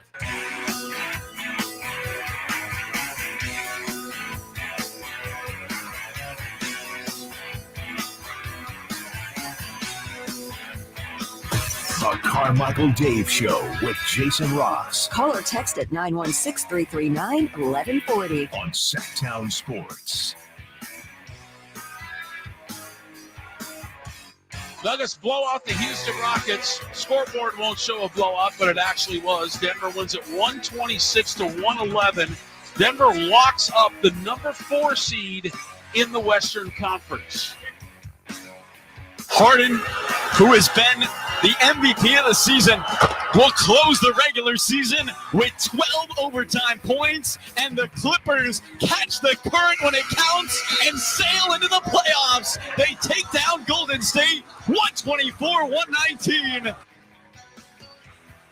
couple of teams securing their spots in the playoffs yesterday in the West. Welcome back into the show. Jason Ross, Christopher Laud, Carmichael Dave back with us tomorrow from New Orleans. We look forward to that. Frankie Cardicelli joining us in about 30 minutes, our Sacktown Sports Kings insider, for an even more in-depth preview of Dallas and certainly a recap on this 82-game grind that came to an end yesterday with the Kings securing their position. They will host the Dallas Mavericks on Wednesday. But wanted to look around the NBA as all of the other seedings and everything else we were kind of looking forward to has been put in place. And it is going to be very, very interesting. Let's start with the East, which was so wild that the East was already set before games were even played yesterday. I mean, no position could have changed. And we saw Cleveland. We knew they had earned the 1 seed. We knew that Boston was going to be 2, New York 3, Indiana 4, Milwaukee 5, Detroit was 6. Those were the 6 teams in the postseason. The play-in teams, Orlando, Atlanta, Chicago, and Miami. So tomorrow for the East, the 7-8 play-in is going to be the Hawks at the Magic. The winner of that goes into the 7 seed and will face Boston. That's a tough one to get, but that's your opportunity. The loser has a second chance on Friday because the 9-10 game is the Heat and the Chicago Bulls. The Bulls have been playing a lot better lately. They got all the way to 39 wins. And so the Bulls will host that 9-10 game. And so Cleveland is going to face Orlando, Atlanta, Chicago, or Miami. And we mentioned Boston is going to get Orlando or Atlanta. The two things we know for certain, New York, Detroit, that should be a fun first-round series. And then Indiana and Milwaukee is the 4-5 matchup. Indiana has played Milwaukee very well over the last couple of years. And I always think about when you're thinking about like the Kings, let's just say, and people are always trying to say, how can the Kings get better? Who could they add? What can they do? I always look at teams like a Milwaukee, for example. I don't think it would be out of the question to see them lose to Indiana. I think that's very possible. And this is a team that has Giannis, has won a championship, has more championship aspirations, added Dame Lillard, moved on from Middleton, added Kuzma. Like, they want to be in the championship mix, and they're not going to be cool with losing in the first round if they did. They've added Doc Rivers. Like, they're kind of an all-in type team. I don't imagine them breaking that up. I imagine them making more kind of drastic moves to try to make their team better. So I always watch teams like that if they do fall short and aren't ready to break things up, you know, when we say, oh, the Kings couldn't make a trade, like you couldn't move Zach LaVine. Well, you just never know who might be interested or desperate for a playoff team that lost earlier than expected. That's just an example. Not like that the Kings are doing that, but just something to watch. And then in the West, we know that the 1 seed yesterday was already secured. It was OKC. The 2 seed was already secured in Houston, and the Lakers had already secured the 3 seed. What was amazing is 4 through 10 were still up for grabs yesterday. The 9-10 was the Kings Magic, but just which was the order going to be. And 4 through 8, the shuffle there. Well, with Denver's win, as you heard, they got the 4 seed. The Clippers win vaulted them to 5. Based on tiebreakers, Minnesota went to 6. The Warriors fall to 7. Memphis is 8. And then we know the Kings are 9 and the Mavs are 10. So the way that shakes out, OKC is the 1 seed, will play either Memphis, Golden State, Dallas, or Sacramento. The 2-7 matchup is Houston versus either Golden State or Memphis. And what we do know, the Lakers and Minnesota. I do think the Lakers will beat Minnesota. I'm looking forward, though, to seeing how Ant plays in yet another playoff series. He's been very good in the postseason in the early part of his career. And the 4-5 gives us the Denver Nuggets and the Los Angeles Clippers. Back to kind of what I had just said about Milwaukee. These are two teams that I think are good enough to get out of the West if everything goes right. Denver has already made a shocking move in firing their GM, Calvin Booth, and head coach Michael Malone, very famously last week with 3 games to go. So they've already made the biggest of moves as far as in the coaching and front office realm. But I heard some people have some wild takes and wild speculation that, well, you know, if Denver has a quick exit as the, you know, mild favorite here is the 4 seed, could they kind of replenish their team with a joker move? I don't think they'll do that, but that's just a wild thought out there. What would the Clippers do if they go out early again? When you've had Kawhi and Paul George, now it's Kawhi with Harden and Powell and just the depth of the roster that they have. I think personally the Clippers are a very dangerous team. I think they're being undercovered. Obviously, the Lakers are going to get more love. The Warriors have been getting a ton of love. OKC should be getting more love than they're even getting. But I think the Clippers have what you need to do some damage in the postseason. A very good defense, an experienced head coach and coaching staff, go-to guys offensively that you can, you know, James Harden, you don't have to worry about an 82-game season with him. You have to worry about him in a fourth quarter, in a series. Kawhi Leonard, Norman Powell. But I trust Leonard and Harden quite a bit. Zubac, you got interior presence. You got depth. Honestly, I think the Clippers, I don't know about this matchup. I think it's going to be tough with them for the Nuggets. But I think that's going to be a great series. And I think the Clippers really have kind of all the pieces that you need. And if you go, they're the 5 seed. Well, Dallas got through last year as the 5 seed. Seeding, again, throw that out. Throw it out. Now, the biggest separator is OKC and the rest. But, you know, the Clippers won a ton of games this year. They're a very good team. They got to 50 wins. And Denver has 50 and 32 as well. Just won the tiebreaker. The Lakers won 50 games as well. They're the third seed. So they're basically all the same team. And Houston separated by 2 games. They won 52. There's not a big difference. The biggest difference is OKC, who won 68 games. Man. So I like those series. Denver Clippers, Minnesota Lakers, what we know. Indiana, Milwaukee, New York, Detroit. The rest is still to be determined. And I think the rest leaves it for a lot of fun for all of us as hopefully fans of the sport, fans of the playoffs, which is the best time of year for basketball. And the Kings need 2 wins to get in to that playoff mix. All right, like I said, at 9 o'clock, Sacktown Sports Kings insider Frankie Cardicelli joins us. When we come back, we ask who's hot. We ask who's not. We got to recap 3 in the key for Kings and Clippers, 3 in the key for Kings and Suns, and we'll go streaking. That's all coming up on Sacktown Sports. The only place you'll find Malik Monk is Sacktown Sports. Oh my, what an athletic move that time by Malik Monk. Hey Sacramento, it's Malik Monk and you're listening to the home of the Sacramento Kings, Sacktown Sports. Your local sports leader. I'm Ken Korak with your Green and Gold Report, brought to you by Comcast Business, powering possibilities. Well, there's nothing more exciting for a team than to see the potential of a number 1 pick come to fruition. Now, we know it's early. It's just after 11 games, but Tyler Soderstrom from Turlock High was number 3 in the American League in batting at .381 and tied for first in homers with 6.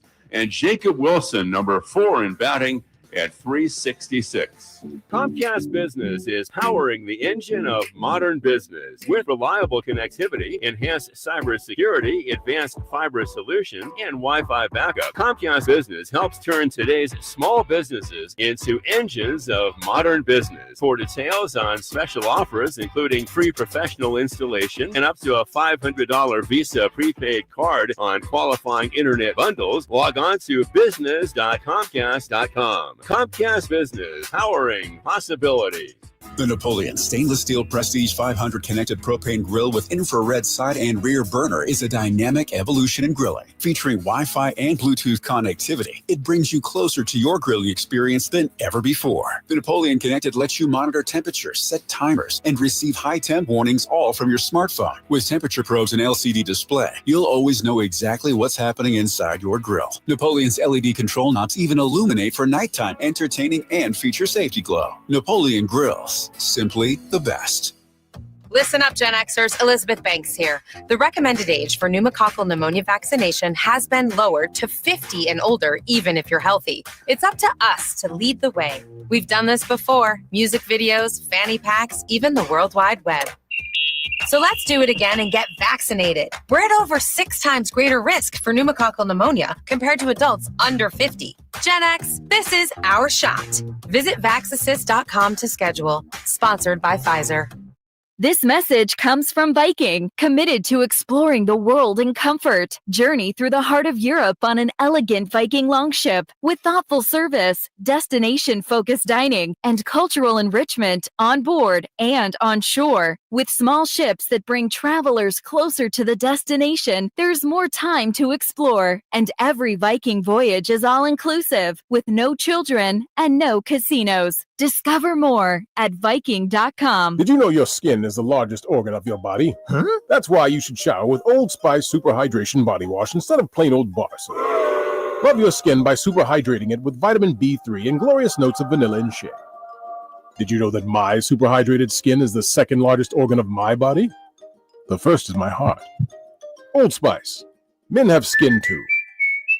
Old Spice Super Hydration Body Wash. 24/7 renewing moisture. With daily use. You ever try fixing your car and realize you're missing that one part? Yeah, been there. That's why eBay's my go-to. They've got millions of parts, guaranteed to fit. I'm talking brake pads for when yours have seen one too many miles of stop and go. Oil filters, because you don't mess around with your engine care. Even got this cold air intake on my watch list. I might just go for it. To keep the ride cool and your DIY streak hot. Find all the parts you need at prices you'll love. Guaranteed to fit every time. eBay. Things people love. Eligible items only. Exclusions apply.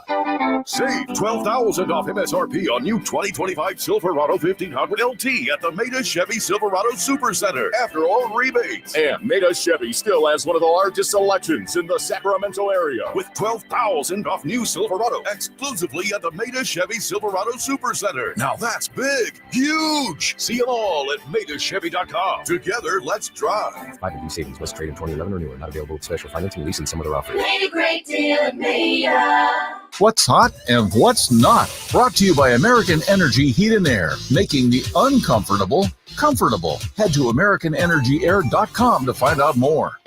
What's hot? Yeah, hot. Real hot. And what's not? It's not good. Brought to you by American Energy Heating and Air, Sacramento's complete heating and cooling company, and second opinion partner. All right, Chris. Who is hot? Domantas Sabonis. I know that dude. He's led the NBA in double-doubles for the third straight season, and he is one of 5 players ever and one of 2 since 2001 season to achieve that feat. Do you know who else is in that? For 3 straight seasons? 3 straight seasons leading the league in double-doubles. Kevin Love? Nope. Kevin Garnett. Kevin Garnett. That's the most recent. So it's what's Tim Duncan? Nope. John Stockton? Nope. I don't know. Wilt Chamberlain, Moses Malone, and George Mikan. Pretty good company there for Domas. How about who's not? The Colorado Rockies. Woof. Explain. They got swept by the San Diego Padres this weekend and did not score a run. They were outscored 16-0. That's bad. That's really rough. Was that in Colorado, you said? Or do we know? Let's take a look-see. You know, I'd have to pay attention to MLB to figure that one out. I know you're a close personal fan. It was... But a big baseball fan like you doesn't have to look it up. I don't. And I can tell you, they were in San Diego. Oh. Yeah. They did get 2 hits yesterday. I'm thinking of like the huge Rockies fan that's just, you know what? I'm going to San Diego for the weekend, get to see my team. It's going to be the best. Well, San Diego was probably enjoyable. And Petco Park's awesome. But watching their team... How many parks did you say you've been to? You've been to Seattle? Yes, not for a baseball game. Oh, okay. So baseball game, Oakland, San Francisco, St. Louis, Fenway? No, just one more. Just one more. Is it random? No. Close to St. Louis. I forgot where you went out there. The Cubs. Oh, you went to Wrigley? Mm-hmm. I've been there twice. So Wrigley, St. Louis, Oakland, and San Francisco. I'm assuming not Candlestick, but whatever they are now. No, I went to Candlestick. Oh, you went to Candlestick and Oracle? Yeah. All right. So you have multiple parks there. What would be what's your ranking there? Of favorite stadiums? Yeah. We'll count the 4. We'll say Oracle and Oakland Coliseum, and then St. Louis and Wrigley. St. Louis is the worst. And that was their old stadium. It was the last season of their old stadium. Okay. Wrigley 3rd, Oakland, San Francisco. Interesting. Okay. Because it's so small in Wrigley. Yeah. Yeah, when everybody described Wrigley when I finally went, I mean, it literally is like city, boom, building. Like it's right there in the middle of, I forget what train we took, a little train to get over there. And you're like, man, that's it. It's right here. And just, it's really bizarre. That's it. All right. So that's who's hot, who's not. Let's do a little recap of 3 in the Key. I'm not doing the song like Dave. He's much better at it. I'd be afraid to have an epic fail. Let's start with the Clippers and the Kings. We made our predictions on Friday, Chris. We asked largest lead for the Clippers, largest lead for Sacramento. Dave said 16 for the Clippers, 7 for the Kings. I said 11 for the Clippers, 7 for the Kings. You said 12 for the Clippers, 4 for the Kings. This was a well-played, tightly contested game. We were pretty close in our picks. It was 10 for the Clippers and 9 for the Kings was the largest lead. So we're all pretty good on that. We asked who would score the most bench points for Sacramento. Dave said Valanciunas 11. I said Carter 11. You said Valanciunas 12. There was a tie for 9 points by Lyles and Valanciunas. Good job by you and Dave. Remember, I wanted to take Lyles to begin with. Yeah, and then you're like, he may be starting. Yeah, I wrote Lyles first for 9, and then you changed the So I think I should get that one because I said Lyles and Valanciunas. You know what? I'll give it to you. I'll allow it. Then the random stat, Dave said that there would be a double technical in the game. There was not, but Doug got his first one. His first one. Huh. And they lost by 1. Way to go, coach. I said that Zubats would give free pizza to the Kings fans by missing 2 free throws. I was way off. It was idiot. Norman Powell. Thanks, Zubats. And you said Valanciunas would hit a 3. He was 0 for 0. All right. That was Friday's game. How about yesterday? I might be a little off on my random stat at the end. Let's see. We asked who would the Kings' leading scorer be. This is a tough one because going into Friday, you're like, maybe the Kings will clinch and they won't play anybody. We just didn't know. Dave said Levine would score 39. I said Levine would have 26. You said DeRozan 25. The leading scorer was Jonas Valanciunas with 22. So we missed that. We then asked who would get the last points of the regular season. Dave said Devin Carter. I said Isaac Jones. You said Jonas Valanciunas. We had a correct answer. It's you, Chris. Valanciunas with the dunk, with the arm out, little style points. That was nice. Kind of the posing dunk. Dave's random stat. This was an interesting one that he had the right idea, just the wrong person. He said DeRozan will address the crowd. Before or after the game. Well, Devin Carter did talk to the fans before the game on the mic. Did a nice job. My prediction was that the Kings and A's would both win on Sunday. Well, the Kings won. The A's lost 8-0. So I went 1-1 there. Did not get that correct. And Chris, you are very, very close. You said Devin Booker would score 40 or more in a loss. That's half right. You got the or. Just wasn't more. He was a DNP. Actually, I didn't even see if he was there. He might have been. I didn't even pay attention if he hung out at my house. Yeah. What would you guys do? We went to the tacos truck on Fruit Ridge. What did he get? He got Al Pastor. I went with the carnitas. Did you go in one of his rides? Oh, yeah. Yeah. We're looking good. Top down? Did you bounce? Yes. Yeah. How many cars? Does he have just the one car, or does he have a collection of cars? Oh, he's got a collection. Nice. That's his thing. He's a car guy. Yeah, it was nice to not have Booker or Beal in there. Made it a little easier for the Kings to get the win, and they did. So there you go. That is who's hot. That is who's not. We've gone streaking, or we haven't gone streaking yet. We will in a moment. I did want to read this text from the text line, 916-339-1140. Dude, I'm reading it how it said. Dude, unless the Kings win the championship, the last Kings rewind will be a loss. That sucks. Well, don't worry about it. Just win the title. Yeah. I mean, we might have some more. We might have a loss or two along the way, just as long as it's not this week. I mean, maybe. You're right. I guess they could win out. I mean, that's probably too much winning.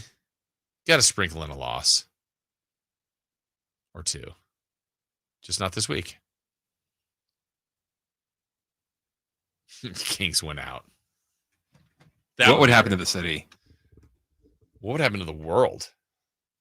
At what level? Okay, honest question now. I know we're having fun with this. Kings win both this week. We're already getting to kind of a fever pitch, but then I would say most people are like, yes, we're playing OKC. If they beat OKC, at that point, then don't you think like they could probably do something pretty special? I mean, I think beating OKC would be the doing something special. You're right. I mean, if they beat a 68-win team in how many of our games it took, then you would play. They would still be asking, what does this mean for LeBron? Then you would play the Clippers or the Nuggets. And at that point, I think, would we get disappointed if they lost in that next series? I wouldn't. Someone would. I mean, I'm saying this now, I would say no. But if you're living in that moment, let's say you beat the Thunder in 6 in some crazy world. I mean, you beat a team that won 68 games. That has been like unbeatable this year. And then you're playing a team that in the Clippers or the Nuggets that you wouldn't think I wouldn't say should beat, but could beat. There wouldn't be any part of you that'd be disappointed. Man, I'm trying to think, what is the record of all three of those? The Kings. The Kings lost every game to all of them. Yeah. Thunder, Nuggets, and Clippers. Yeah, 0-8 against the other two. I think they played the Thunder 0-11. Yikes. They're on the wrong side of that. Well, let's see. 0-4, 0-3 against OKC, 0-4 against Denver, 0-4 against the Clippers, 3-0 against Houston.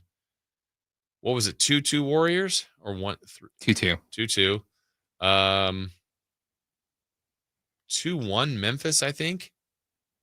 Sounds right. 0-4 Lakers, 2-2 Minnesota. Yeah. And then 3-0 against Dallas. Man. Crazy. All right, let's do it. Let's go streaking. It's time to go streaking. We're going streaking! Who is the Nostradamus of MLB? Who can keep the streak going? It's time to go streaking. What the hell are you doing? We're streaking. Follow up from my camp, Chris Campeo. Verlad, is that taco truck next to the car repair business? It is. There you go. Good Best knowledge. in Sac. Good knowledge all the way around. All right, streaking. Dave was at 0. Chris. Oh, actually, you know what? It's not the tire spot. It's the mechanic spot. Well, it's a car repair business. Oh, car repair. Yeah. Well, there's 2 trucks in 2 different spots on Fruit Ridge. Let's go with yes. Yes. Actually, there's 3. 3 car repairs or 3 trucks? Yes. Okay, we got it. All taco or other foods? They got other stuff. Yeah, okay. Dave's streak was at 0. You and me, Chris, we were both at 1. Dave on Friday selected Juan Soto from the New York Mets, who are playing at Sutter Health Park. Juan Soto got up 4 times, and Juan Soto got 1 hit. So Dave is now at 1. He is batting for the season, .234, 5 homers, 9 RBIs. I was at 1, trying to get to 2, and I selected from that very same game from the New York Mets, Starling Marte, and he got up 5 times. He got 1 hit. So my streak goes to 2. You guys are proud of that? Well, my streak goes to 2. I'm batting higher than Dave now, .254, 4 homer, 15 RBI on the season. Chris, your streak was at 1. You took Pete Alonso from the New York Mets. We all picked on the A's here. Pete Alonso got up 3 times. He got 3 hits, a home run, and 3 RBIs. So you're now batting .346, 3 home runs, 7 runs batted in. You're at 2. I'm at 2. Dave is at 1. We have a selection from Dave for today. Guy was crazy hot in New York from the Giants. He's taking Jung-Hoo Lee from the Giants, who play the Phillies today. I am, for the first time this season, Chris, I'm going to take from the Los Angeles Dodgers, Shohei Ohtani. Who are you going to select today? I am going to take Bo Bichette. Bo Bichette is your selection. So there you go. We've done it. We've gone streaking. We did our 3 in the key. We did our who's hot and who's not. Final hour straight ahead. Could be a good hour for you. We got what to watch in a weekend recap, reset, crosstalk with Alan Stiles, celebrity birthdays, and next, Sacktown Sports Insider Frankie Cardicelli will join us to start the next hour right here on Sacktown Sports. You never know what you might hear when listening to a Sacramento Kings game. Out of Keegan, going for another triple. Man, is he feeling it. Keegan, can he do it? Yes, there's number 11, Keegan Murray. Keegan steps back. He just knocked down his 12th three-pointer, a Kings franchise record. He's got 45 points. Never miss a moment of Sacramento Kings basketball with Sacktown Sports and the Sacktown Sports app. Every day when we're on the road, people around us endanger themselves and others by looking at their phones while driving. There's the sneaker-peeker who darts their eyes between the road and their texts, or the nightlighter who illuminates their car after dark. If that's you, reconsider before you find yourself becoming the fender bender-er, the got a ticket-er, or worst of all, the driver who killed someone. Put the phone away or pay. Paid for by NHTSA. Ready to order? Yes. We're earning unlimited 3% cash back on dining and entertainment with the Capital One Saver card. So let's just get one of everything. Everything? Fire everything. The Capital One Saver card is at table 27, and they're earning unlimited 3% cash back. Yes, Chef! This is so nice. Had a feeling you'd want 3% cash back on dessert. Ooh, tiramisu. Earn unlimited 3% cash back on dining and entertainment with the Capital One Saver card. Capital One, what's in your wallet? Terms apply. See CapitalOne.com for details. Did you know your skin is the largest organ of your body? Huh? That's why you should shower with Old Spice Super Hydration Body Wash instead of plain old bar soap. Love your skin by super hydrating it with vitamin B3 and glorious notes of vanilla and shea.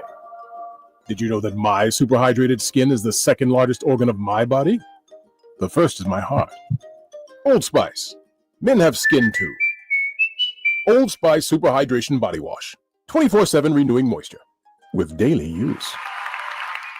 It's Carmichael Dave talking to you about my good friends at American Energy. You're in the Sacramento area. You know how the seasons work. They are a-changing right now. So American Energy wants to help you stay warm for the rest of the cold season, but help you stay cool during the warm season. Best way to do that, make sure your system is operating safely. So right now is the time to take advantage of half off a tune-up, $24.50. They cut that right in half, and if you want a diagnostic, guess what? You can't beat free. If it's free, it's me, and now it can be you. And also, it's the end of the season blowout. $4,000 off a new system plus any rebates. That $4,000, that's a direct drop from the sticker price. It's a great deal. Check them out at theaeway.com or an instant quote, or give them a call at 916-520-9990. That's 916-520-9990. Tell them your good buddy Carmichael Dave sent you. Call 916-520-9990 now. Sacramento's premier country music festival, Country in the Park, is back May 16th and 17th at Cal Expo. Presented by Rocks Tech with Bailey Zimmerman,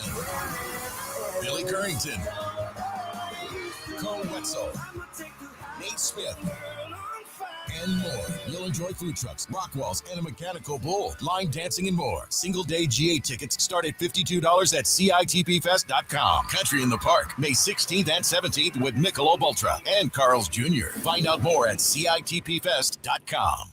Your local sports leader in the 916. KHTK HD1 Sacramento. KYMX HD3 Sacramento. From the Power Business Technology Toshiba Studios. Sacktown Sports 1140.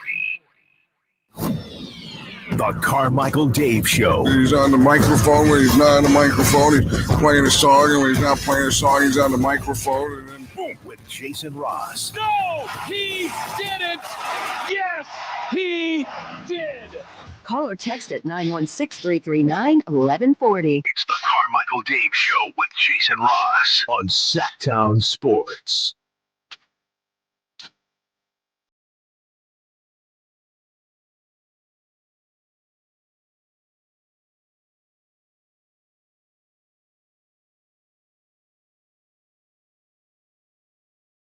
For the 40th year of Sacramento Kings basketball in Sacramento, California's capital city, comes to conclusion with a 109-98 victory over the Phoenix Suns. The Kings win 3 of 4 against the Suns this year. And with this victory, they have clinched the home court advantage going against Dallas on Wednesday.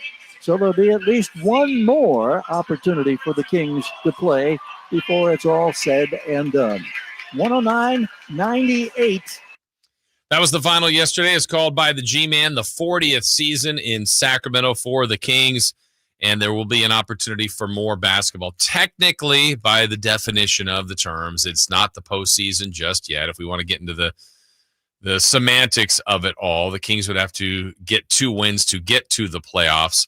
And I don't think as an organization or as a fan base, anybody is just content with getting to the plan. I don't think you should be. That wasn't the plan. That's not what they wanted. I don't think that's what anybody else was desiring is, oh, well, at least they just made the plan. No, I mean, when you're put in the position that they were, you want to get to the plan, but now they've got to go through that to become a true playoff team. To talk more about that, more about the season, and more about what's ahead for the Kings and the Mavs, let's bring in our Sacktown Sports Kings insider, Frankie Cardicelli. Good morning, Frankie. How are you? Good morning, Jason. I'm not sure if you just saw the little breaking news that just happened, but Mike Budenholzer just got relieved of his duties in Phoenix. So just kind of sorry to steal the thunder from the breaking news banner, but having a better morning than Mike, I guess. Yeah, so we've had two news. David Griffin in in New Orleans being relieved of his head his front office position, and now Mike Budenholzer out. His last game was here yesterday. That organization to me is a mess, Frankie, the Phoenix Suns. Yeah, it does seem like, and I think that here in Sacramento, we're looking at things through purple-colored glasses all the time, as we should, but I guess there's some solace in the fact that there are other teams, a lot of other teams, I guess, around the league that are kind of going through their own tumultuous or chaotic 24-25 seasons as well. You have Memphis firing their head coach and John Morant having some uncertainty there. You have Denver with Michael Malone and seeing what direction they're going to go in. It seems like they were shopping Jamal Murray and Michael Porter Jr. We'll see if those conversations continue in the offseason. And then Phoenix, I think they're number one in the NBA in salary cap, and they have to figure out what direction they're going to go in. Bradley Beal is someone who could be on the move. Kevin Durant, someone who could be traded this offseason. Now needing a new head coach. So no draft pick this year. Just kind of a mess and something that I think not a lot of us expected. I think on this show earlier in the year, I think I said that I thought Phoenix might be in the mix for a finals run, and just from the collection of talent they had, and with Tyus Jones and Plumlee, they got a couple guys in some cheap bargain contracts. It seemed like they had a good makeup of a roster, but as we've seen, sometimes that a collection of talent isn't always the right collection of talent, and they're going to have a lot of angles they can go this offseason and trying to find the right direction to move forward in. What's crazy, Frankie, I'm now looking at this, 15 teams in the West. 1/3 of them this season either got removed or got an extension. And where I'm going here is Portland did not make the playoffs, but they extended Chauncey Billups. You just mentioned Phoenix firing Coach Bud. Malone, who's in the playoffs in the Denver Nuggets, he got relieved of his coaching position. Memphis is in the play-in, and Mike Brown and the Kings were in the play-in. That's weird that 3 of the teams are either in the play-in or the playoffs, and they had a coaching change during this year. It just kind of knows how everyone's kind of, again, like the Kings and, Dallas, maybe they're not looking for a head coach, but from a roster standpoint, they're going to try to find a similar direction too. They're kind of looking for what the best foot forward is and trying to find their stability. I think for Portland, you have a good young core and a young head coach in Chauncey Billups. It seems like that they're gelling very well, and the Kings saw firsthand against Portland, they struggled against them. They went 2-2 against them, but those 2 losses came pretty close together, and you saw that young collection of talent, they're gelling and they're working. And we saw the Kings in the past as well, kind of seeing what that culture and that consistency what that can provide, and knowing who's going to be head coach, knowing who's going to be in the front office, knowing that the players that are in the locker room around you, you're going to be building with them, and that's something that I think that a couple of those other teams are looking for. And Sacramento, we'll see what they choose to do in the coming weeks. We could, see in the next week if Doug Christie is someone that they feel confident moving forward with and kind of leading this next era, or whatever you want to call it. But I think for Portland, that's a matter of they like what they're seeing there and they like the results, and the young guys are starting to blossom, and they're hopefully building something over there they can continue to progress with. All right, so let's get into what we know. We've made it through the 82. Kings did get the 9 spot. They will host Dallas on Wednesday. I know you'll have some previews on Sacktown Sports and all the stuff as we continue to zone in on that. 3-0 against Dallas. That's the good news, though I don't know that any of them really matter now, Frankie. I feel like both teams are completely different heading into this one. They're different. And I think when you look at Anthony Davis, that's kind of the head of the snake there, and someone that the Kings are really going to have to focus on. But we were talking about it last night at the media dining table or yesterday at lunch, I guess, 12:30 start. It's going to come down to, I think, the players around Anthony Davis. You can kind of expect he's going to have a big game. I think that just kind of comes with the territory. But P.J. Washington is a player who has absolutely been just a Kings killer in recent years. I think he has a career-high 40 points here. That happened when he was with Charlotte. Klay Thompson is somebody who obviously last year went 0 of 10 in the play-in. Is there a redemption arc possibility? That would be pretty interesting to see if he can find it on Wednesday night. Jaden Hardy's when the Kings originally drafted and traded to Dallas. You don't want to let him get going. Max Christie had a pretty good game against the Kings earlier in the year. So you look at the supporting cast, Spencer Dinwiddie. If you can have Anthony Davis get what he's going to get, 25, 30 points, sure. Kind of hold him back from having that monstrous 40, 20-point games he's capable of. If you can kind of keep him in that area and contain the other, those other supporting cast members, you're in a good spot because now you don't have Kyrie Irving, who I think if you could canvas the league, Kyrie Irving's one of the most dangerous players in the league as far as a single elimination game. You see his big game performances, his track record speaks for itself. Having him off the floor, it really is huge for the Kings, especially when you look at the fact that they themselves don't really have a traditional point guard or someone that can, you have Keon Ellis who you could throw at Kyrie Irving, but I think Doug kind of made a comment yesterday about how the team is pretty interesting and how it is kind of a challenge to navigate the fact that they don't have a point guard right now, especially with Malik Monk out, who isn't a point guard himself. You don't really have to worry about that matchup as much. And I think Anthony Davis is somebody that the Sabonis factor, how will he fare defending him, all the stats, I think those go out the window too. I think those funny 10-0 Sabonis versus AD in his career coming into the season stats. Obviously, the Lakers swept the Kings this year, so that's not a thing anymore when AD was still in Los Angeles. But you want to go ahead and just kind of focus on that one as well and see who can help out and, try to limit him as much as you can. Because, again, if you can keep AD into that 25, 30-point range, limit the damage from the other players, you're going to be in a good spot. But three-point shooting is going to be key. And I think that kind of comes down to the identity of this Kings team. If you can contain the other team on the perimeter, you're going to be a good spot of winning that game.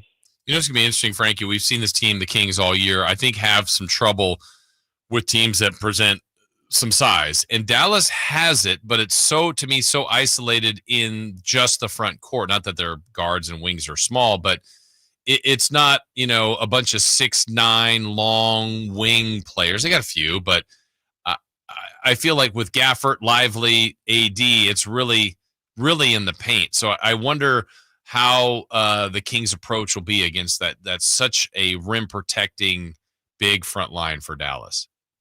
Well, I don't know if they're going to start with it, but we did see, I think it was Christie at the time, roll out that lineup of Valanciunas and Sabonis. Mm-hmm. And that was against the Gafford Lively lineup at the time. I don't think AD played that game. But I do think that's something the Kings could go with. It seemed like it worked very well. I think they ended that game on a run. They were trailing by 8 points, I believe, with 3 or 4 minutes left. And they went on a big run to end the game and steal that game in Dallas. So do you see them go with that? Because it would make sense to me as far as the physicality goes. And I think you kind of have to just fight fire with fire. And if a team's going to go for double big lineup, you go ahead and mirror that. And it depends on the athleticism. Like, you wouldn't see a Valanciunas Sabonis lineup against the Cavs like earlier a week or two ago, but maybe against a less mobile lineup. Obviously, AD, even though he's got his injury ailments, he's still a pretty athletic big. But Gafford's somebody who's more of a bruiser and can kind of get to the rim and get to the basket, kind of like a Valanciunas. That would make sense to me. But you also see them kind of go with Trey Lyles, who the Kings they threw Trey Lyles on Nikola Jokic last week, and that's not a favorable matchup. But Lyles has shown that he's strong enough and can hold his own in the paint. And like you said, it's more in the big situation, the big lineups. You have PJ Washington as well in there. From a forward standpoint, they do have Najee Marshall, who is capable of big games. I think he had 28 or 30 points a week or so ago. He's capable of getting hot, but you don't really want to focus on that too much. But I'm more intrigued to see who Keegan Murray is lined up against. I think that Klay Thompson or Dinwiddie make the most sense. Probably Dinwiddie because he's going to have the ball and be initiating the offense more. But having the double big lineups down there of Valanciunas and Sabonis might be a good way to counter that, because they will go with that Gafford and Davis lineup a lot probably on Wednesday night. The team's success isn't strictly relying on LaVine and DeRozan, but look, I think, Frankie, when you get to this point, those are two of the best players, two of the most seasoned, experienced players, and two guys that I anticipate will play well. I'm just curious your thoughts on what we should expect from LaVine and DeRozan on Wednesday. I mean, have to be aggressive. And we've seen Zach LaVine, he's turned a corner recently, and he's been more, aggressive with his offense. But that stretch where we saw him take, I think, 10 or less field goal attempts a couple of times and really just kind of hurt the Kings and bit them, especially in the end of games, that can't happen. Those are your two best players, especially with Malik Monk out. You're not going to have another initiator. You need to have those guys taking a high amount of volume shots. And looking at Zach LaVine's recent track record here, we'll take yesterday's game out of the equation, but 23 field goal attempts against the Clippers, 20 against Denver, 28 against the Pistons in that game. He scored 43 in, 15 and 21 against Cleveland. Like, he's getting those shots up and he's knocking it down at a high efficiency. And that's going to be really important for the Kings. And I think the big thing is for DeRozan, who, you can go to and need a bucket, but you want to make sure the ball isn't stopping too much. Hopefully he has a good feel of the game and kind of can know that when he's not in a good rhythm or needs to kind of find it elsewhere. Zach LaVine's someone who has that same capability and can get a bucket. And outside of those two guys, like I said, kind of what we're hoping to avoid with Dallas, you want to have the Kings kind of have on their end. You want to see guys like Trey Lyles, Keon Ellis knock down threes. Keegan Murray has really missed some open looks lately. Can he knock down those? This is a single elimination game, so missing open looks are going to be a lot more costly on Wednesday night. So if you can have LaVine and DeRozan play to their capability, you're going to be in a very good spot, because I think you can pencil in Domas for a double-double. Obviously, he does it every night. You can pencil in, Valanciunas off the bench to get you some rebounds and, be there on the basket. But as far as the game-changing type performances, those are your two guys right now. And Malik Monk to help you out. So I'm looking at big things from those guys. And Dallas doesn't really have those kind of on-ball defenders to really take both out of the equation. So that's going to be big to watch and see how Zach LaVine and DeRozan play on Wednesday in Sacramento. Do you think we see LaRavia? Do you expect to see him at all? Based on our buddy Brendan Nunez got to catch up with him in the locker room yesterday, it sounded like that it's unlikely. And there's no official word from the team yet, but it just seemed like it's not trending in that direction that he'll be available. And that obviously hurts the Kings as far as their forwards go, and that versatility as far as LaRavia can defend multiple positions. And there's practice today in a couple hours, and we'll see if he's out there, and maybe he'll try to give it a go. But it seemed like him being available for Wednesday or Friday is in doubt at the moment. All right, Frankie, we always appreciate what you're sharing with us. We know you'll continue to do that on SacktownSports.com and the different outlets out there. Frankie, you always do bring the boom, don't you? I usually leave that to Verlad, but he can do it for me. It seems like he does it every time anyway. That's what we do. Yeah. See, there you go. I'm not capable of that. So I think you're underselling yourself. You definitely do. Frankie, thank you so much, and we'll see you out there on Wednesday. All right, guys. See you later. All right, thank you. That is Frankie Cardicelli bringing the boom. That's right. Crank up the mids. Every time he's with us. It's a little too close to the we bring the boom. Yeah. What do you have another thought at it? We bring the boom. That's what we do. Yeah. So thanks again to Frankie Cardicelli. Anything you ever miss on any segment of the show, feel free to go back to our Sacktown Sports YouTube page or our podcast and check out everything that we've done on all of our shows. All right, when we come back, more on that news that was breaking that Frankie shared with us about Coach Bud out in Phoenix. Man, Phoenix, coach after coach after coach after coach.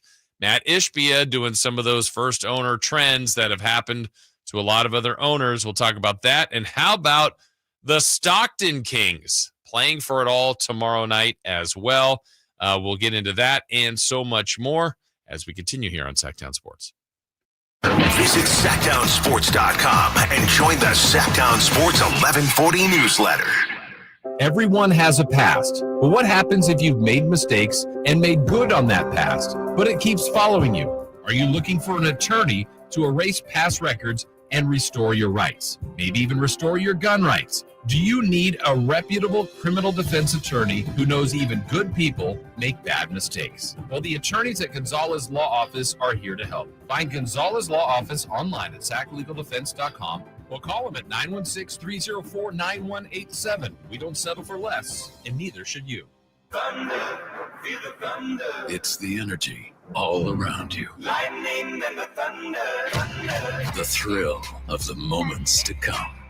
Introducing all new high-limit slots, showcasing over 260 exciting slots, impeccable service, premium amenities, and action that's unmatched. Thunder, feel the thunder.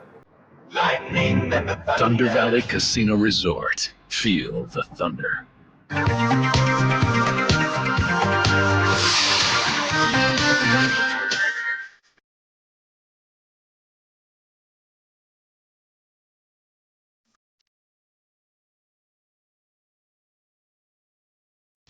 Waking you up with the best in local sports. It's the Carmichael Dave Show with Jason Ross On Sacktown Sports.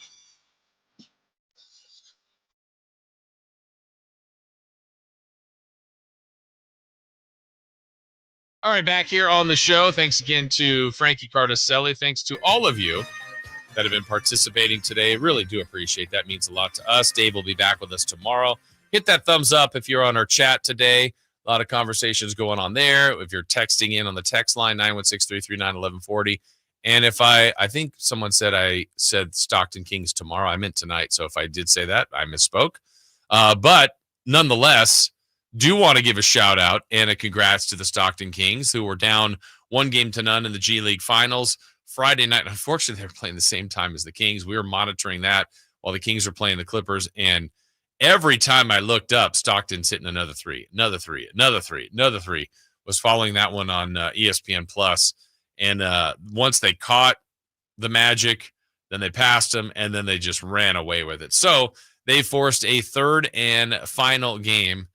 They could be G League champions tonight if they win. That game is at 5 o'clock. So best of luck to the Stockton Kings. Looked like a great crowd. Looked like people really enjoyed themselves. And, look, I'm happy with what Stockton's doing. Mason Jones had a big day. Scal did his part. There's lots of guys down there trying to get to the NBA level. And while they're there at the G League level, contributing and having fun and putting up some numbers. So it's a good time out there at Stockton.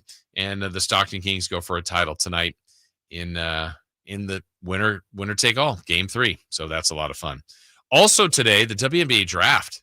Man, lots going on, as it sure looks like Paige Beckers is going to be the likely number 1 pick. Talk about a wild scenario. Look, like the college national championship just happened for the men's side, and the NBA draft's not until late June. And then, they'll go to summer league, but guys aren't really making their NBA debuts till October. I thought about like Caitlin Clark last year, had all of that drama of breaking the scoring record, everybody following every game, making a tournament run, getting drafted number 1, and then boom, the WNBA season starts. Like there's no break. Her break just came. Like she's still going to school at the time a year ago, playing college basketball, getting just a hype that we have never seen before in the sport, and really that very rare individuals have ever received. Then gets drafted, then goes right to Indiana, and then it's like, hey, games are starting, let's go. And so the last few months, she's had some time to probably train, work out, rest, collect herself, and get ready for year 2. So the WNBA, it's just a jump from the college season to the draft right into the start of their season. They'll have that draft. I think it's at 4:30 later today. All right. So again, keep your eye on Stockton going for the championship tonight and the WNBA draft. But wanted to get into the Phoenix Suns and that news that was breaking a little bit earlier that Frankie shared with us, that Coach Bud has been fired after just 1 season in Phoenix. And Dave has talked a lot about this, and he's right. Like Matt Ishbia is a brand new owner who's, look, if you made it to that level, you've been successful, you've done a great job, but you also have expectations, which aren't the wrong thing to have, but sometimes you don't know the way to do it in this line of work. And it doesn't mean you just need to be calm and just let everything come to you. It's just, sometimes it's better to just let things happen a little bit and make your evaluations, not any bold proclamations, not saying that, hey, look, 29 other teams would love to have our roster. You're the highest paid team in the league. You did not make the postseason, and your future does not look great as far as the assets you have.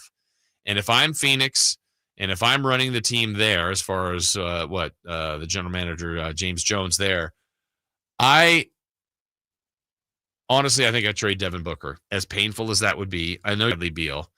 I need to start getting some assets going forward. They don't have a lot of picks. They basically built this team to be a championship team, and they've been far from it. And then they need to pick a coach and kind of settle in and just let that coach. So if we go back to, look, the Kings are very guilty of this, of changing coaches. Phoenix isn't much different. I'm going to go back to around 2010, so we're 15 years ago. Their coach then was Alvin Gentry. followed by Lindsey Hunter, filled in for part of a season there. Then Jeff Hornacek took over for a couple of years. Then it was our very own Jay Triano for a season. Igor Kokoskov got a season. Monty Williams, who was the NBA Coach of the Year, then was fired after multiple seasons. Frank Vogel got 1 year.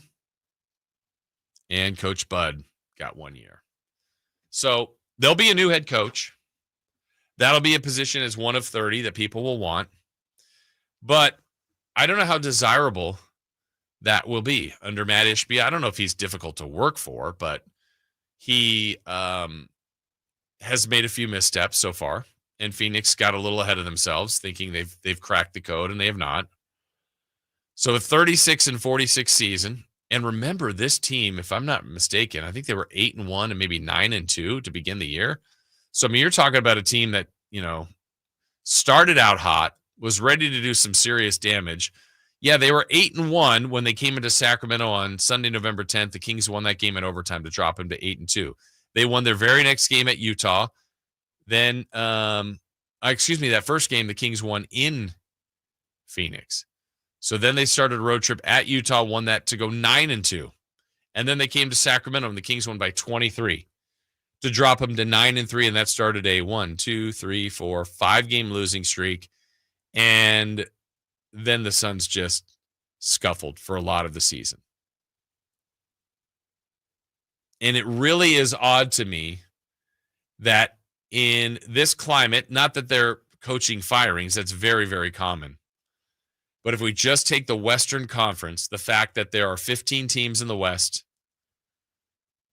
of the teams that made coaching decisions and moves so far this season or immediately after the season, the Portland Trail Blazers have the worst record of the teams, and they extended their coach.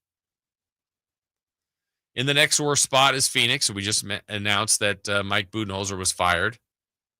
So he is out. In the 9 spot right now, the Sacramento Kings, they made a coaching move during the season, but they're a play-in team. Memphis, 1 spot ahead of the Kings with 8 more wins at 48-34. Fired Taylor Jenkins with about 10 games to go. And earning the 4 seed, the Denver Nuggets with a 50-win season, fired Michael Malone. It's crazy that 3 of those moves are either play-in teams or playoff teams.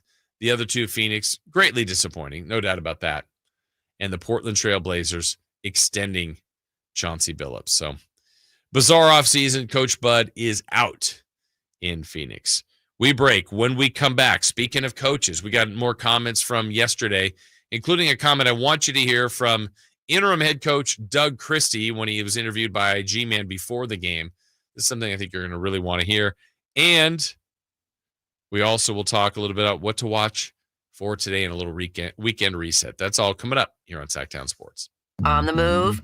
Got somewhere to be? Take Sacramento Kings basketball with you. The Sacktown Sports app will let you stay connected to your passion. Never miss a moment of Sacramento Kings basketball with the Sacktown Sports app. Grab the keys to a new Toyota. It's time to take on the great outdoors with a truck built for adventure. Get a low-cost lease on a legendary 2024 Tacoma, or get low financing or an incredible $3,000 cash back on a rugged 2025 Tundra. Plus, the all-new 2025 4Runner has arrived. Toyota, let's go places. Offers available through TFS buyers with premier-ready credit. Cashback available through TMNA and cannot be combined with other offers. That's 4/30/25. Advanced Infusion Center, where we prioritize your comfort and well-being. Whether you're managing a chronic condition or seeking specialized IV therapy, our state-of-the-art center offers tailored solutions to meet your needs. Advanced Infusion Center's dedicated healthcare professionals are here to ensure your safety and provide personalized care. Conveniently located in Sacramento and Yuba City with flexible scheduling options. Experience a new standard in infusion therapy. Visit Advanced Infusion Center today at advancedinfusion.com. Thy ticket, Lady Jennifer of Coolidge. Well, many thanks, good sir. Hereth my Discover card. They accept Discover at Renaissance fairs? Yeah, they do here. Discover is accepted at the places I love to shop. Getteth with the times. With the times? You're playing the lute. Yeah, and it sounds pretty good, right? Discover is accepted at 99% of places that take credit cards nationwide. Based on the February 2024 Nielsen report. Why'd I go to the doctor? One day at the firehouse, I was so lightheaded I could barely stand. Even my crew noticed. Getting checked out was the right call. Turns out I have atrial fibrillation, which increases the risk of stroke about 5 times. Symptoms like irregular heartbeat, heart racing, chest pain, shortness of breath, fatigue, or lightheadedness can come and go. But if it's AFib, the risk of stroke remains. If you have symptoms, contact a doctor. I'm so glad I did. Visit NoTimeToWait.com. Sponsored by Bristol-Myers Squibb and Pfizer. Spring is here, and that means gigantic savings for all your oil change needs at Jiffy Lube today. Get a $25 gift card with the purchase of any Pennzoil Platinum full synthetic oil change through May 31st at your local Jiffy Lube service center in the greater Sacramento areas. And don't forget about the additional $30 off online coupon at jiffylube.com. Terms apply. Valid email address required. See pennzoil.com/rewards for details. Jiffy Lube, huge spring savings for you today. Save $12,000 off MSRP on new 2025 Silverado 1500 LT at the Maida Chevy Silverado Supercenter after all rebates. And Maida Chevy still has one of the largest selections in the Sacramento area. With $12,000 off new Silverado exclusively at the Maida Chevy Silverado Supercenter. Now that's big, huge. See them all at MaidaChevy.com. Together, let's drive. 5 savings plus trade in 2011 or newer. Not available with special financing, lease, and some other offers. Made a great deal at Maida. And now a brief history of the garage door. Garage doors could date back to 450 BC when chariots were stored in gatehouses. Here in the States, they became a thing around the start of the 20th century. You could find a float-over door in a catalog way back in 1906. National Garage Doors have been around since 1974. They're family-owned and operated, so you can trust them to solve any garage door issues you may have. Squeaky door, malfunctioning door, or a need for a new door, which is what prompted us to give them a call, 916-638-4554. At National Garage Door Services, their number one priority. I've witnessed that commitment in my own home, certainly in our garage. National Garage Door sells quality Rainer branded garage doors. They are the nation's BSE broken spring experts. So if you have a garage door that looks and sounds like it dates back to 450 BC, National Garage Door can help, whether it's a garage door tune-up, repair, or replacement you need. They'll take care of you at National Garage Door. 916-638-4554. That's 916-638-4554. National Garage Door.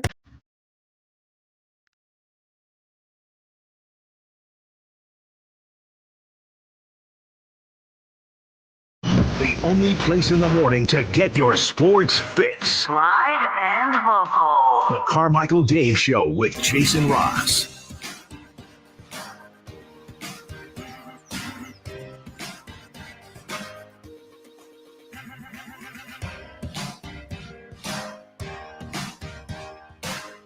Bulls creeping forward, gets to Isaac Jones, wheels at the three-point line, looks for a cutting McDermott, drives the rack, misses it, scoop back, flying into the paint is Isaac Jones. Boy, that's so much fun to see that young man anticipate the shot rolling off the iron, and he was there to clean it up. That was the G-Man yesterday in the call. Game 82, Kings beat the Suns. They secured the 9 seed. It'll be Kings and Mavs on Wednesday. Try to get some people from Dallas on over the next couple days to help give us more perspective on the Mavs going into this game. They elected to sit their guys yesterday to get, well, a couple guys, to get them a little more rest, to be as healthy and ready and able as they can be for the one-game showdown Wednesday night, 7 o'clock, right here on Sacktown Sports and at Golden One Center. Hopefully you get out there to cheer on those Sacramento Kings. What to watch this day, not as much now that we've trimmed down till we get to the NBA playoffs. Baseball, A's off. They begin a series tomorrow in Chicago versus the White Sox. See if the A's can start getting some wins there. The Giants will try to keep things rolling there in Philadelphia against the Phillies. I mentioned earlier.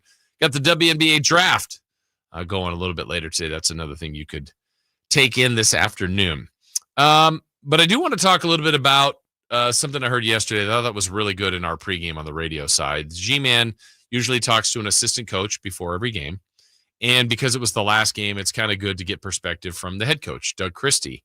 And I thought they had a very good conversation and wanted you guys to hear that if you missed it yesterday. Here was Doug and G-Man pregame yesterday. Good afternoon. How you guys doing? Oh, you know what? I have the wrong thing here. I apologize for that. Obviously, if you guys win today, you end up posting that 9-10, which would mean... What's that, Chris? Sounds like Brendan. Yeah. I meant to cut that. I'm not sure this will go. I'm going to give it a whirl. It's labeled a little differently in here. Let's see. Let's try this.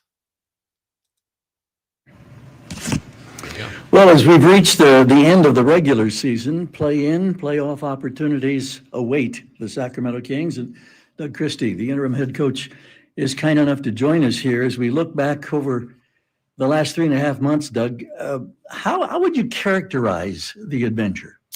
Probably as adventure. That's a really good word. Learning experience. A lot of positive from a lot of guys that I'm watching fight and figure it out and not give up, not continue to hold on to the rope, fight for what they think that, when I sat down in this seat, we were 14th or something. And then to watch those guys climb their way game after game after, down by 10, down by 17. And it's been an adventure. That's a good word to use. Yeah.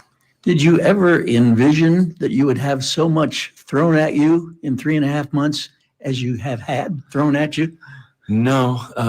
I think you've been in this league a lot longer than me. I've spent quite a bit of my life in this league, and I've never seen this.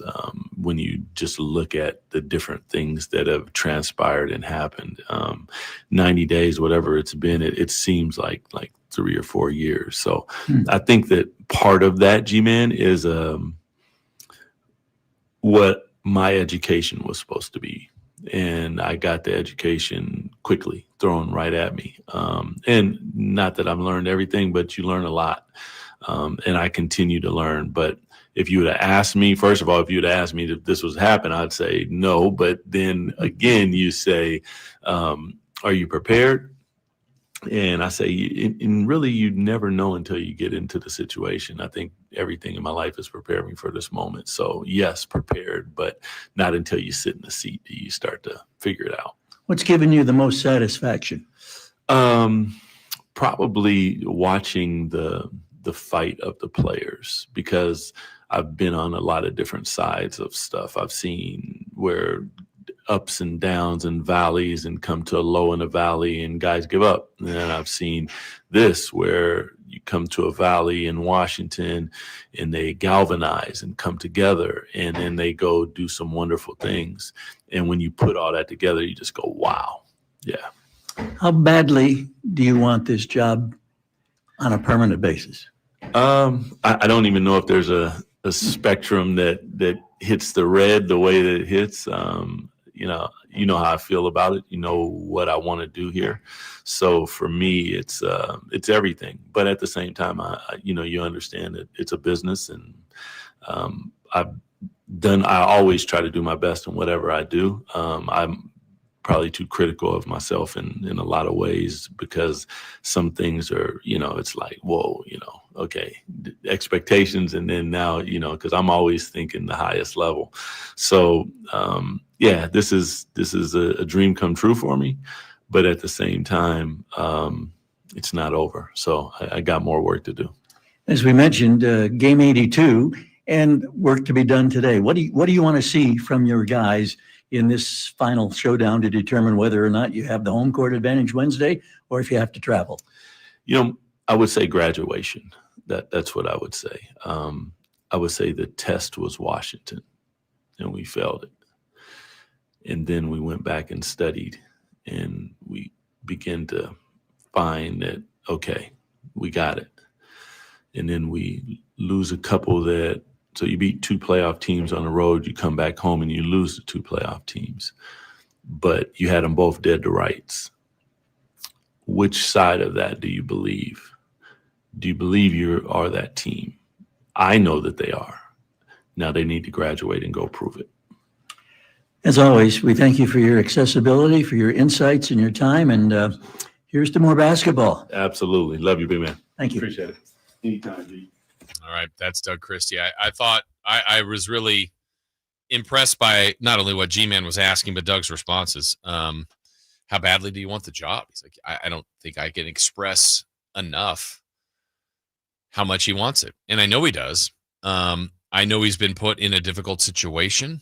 He's got a team that's been makeshift during the year, changing out De'Aaron Fox for Zach LaVine and others, taking over a team that was 5 games below 500 when he got the job. Doug finishes 27-24. Some great wins in there, some bad losses too. Didn't have a training camp. Doesn't have a coaching staff that I would say would be his. Doesn't mean these guys can't coach. It's just that's different. You know, if Doug were given the job in the offseason, I think we would look at a little bit of a different coaching staff. And then Doug, just by working with him for the years that I did and knowing him, he does things a little bit differently. He comes at it more from a positive approach, but also can get after it and has some expectations. And I think if you got a full camp, a full layout, a full design of what your expectations are, and then if they're not met, then, you know, the coach is always held accountable. But, you know, I think a lot like this season, the whole script and the whole book isn't done yet. And a lot of times it's how your season ends, right? Everybody's going to end with a loss unless you win the championship. Now, obviously, the teams that may have won that didn't make the postseason, well, that's different. But Coach Bud lost yesterday, and today Phoenix fires their coach. They had a disappointing season. Part of this season, I would say, would be disappointing for the Kings, but the book, like I said, the final chapter is not done. If they win Wednesday, if they win on Friday and get into a postseason series, I won't go with like that's successful, but that's probably at some point in the season more progress than you thought would have been made. Doesn't mean, oh, we're all good, everything's all figured out. Let's just, you know, give everybody 10-year contracts and raise everybody's money. That's not the way it's going to work. But, you know, what's a realistic spot they can still get to? If they lose Wednesday, people feel differently about getting the 9 seed, getting home court, and losing at home. So I think that the final pieces are still to be determined. And I know Doug wants the job. I know he's coached like a guy who could have the job and looks like every bit of a coach.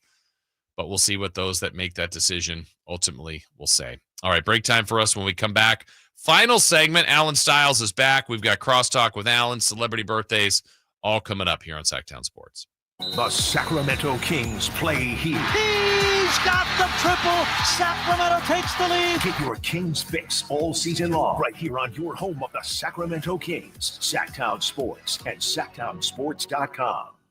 Hey, everyone has had a past. We all know that. But what happens if you've made some mistakes and made good on that past, but it still keeps on following you? You'd like that removed from your record, possibly, if you made a mistake that's keeping you from doing certain things? Well, Jonathan Gonzalez Law can help you with expungements, something he specializes in, get you back on the right path and get you going forward. But maybe it's a sexual harassment case, auto accident, criminal defense, wrongful termination, whatever it is. He is here, he is local, and he's helped many, many people before. It's SacLegalDefense.com. The number is 916-304-9187. Someone local, someone in our community, someone that has had an incredible track record. In fact, from 2016 through 2019, was undefeated in jury trials. So he is someone that can help you. Don't settle for less.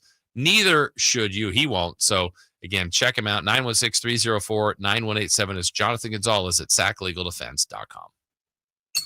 Whoa. More fiber? What? Down here, buddy. It's me, your spoon. Constipation with belly pain still coming back?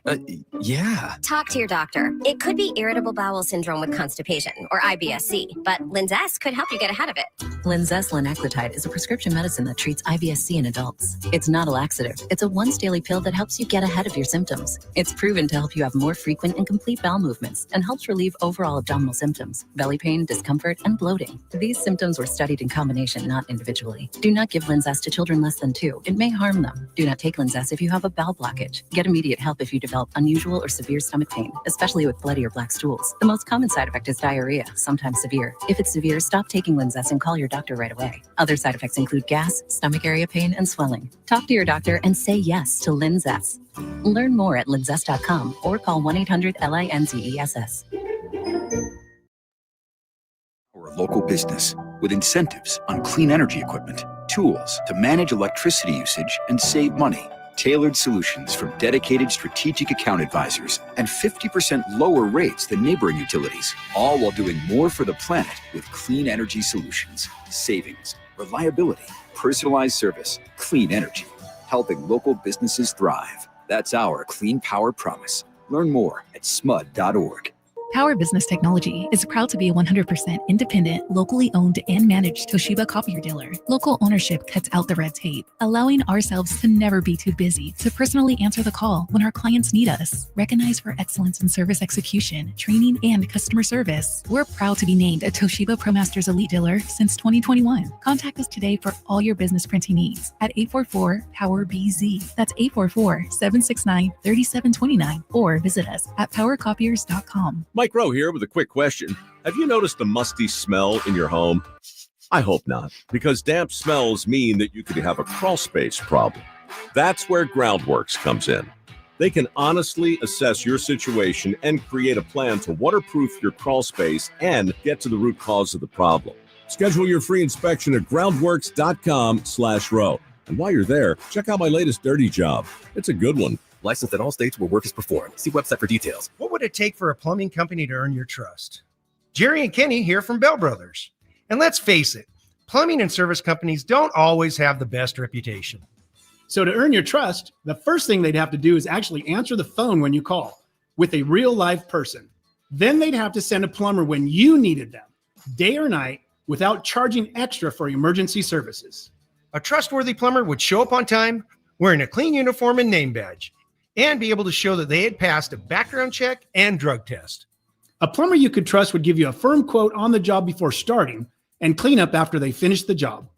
That's exactly the plumber you'll get when you call Bell Brothers, a plumber you can trust. Call Bell Brothers right now for all your plumbing needs. Our number is 916-444-1234, or find us online at theNoSurpriseGuys.com. The No Surprise Guys, Bell Brothers. It's time for the news of the day. The latest headlines, the biggest stories, hard-hitting analysis.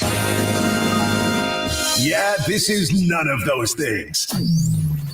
And now, here's Carmichael Dave and Jason Ross. Yeah. Is your mic not turning on? That's weird. The headphones work though now, right? Yes. Okay. Oh, wait. Is it on?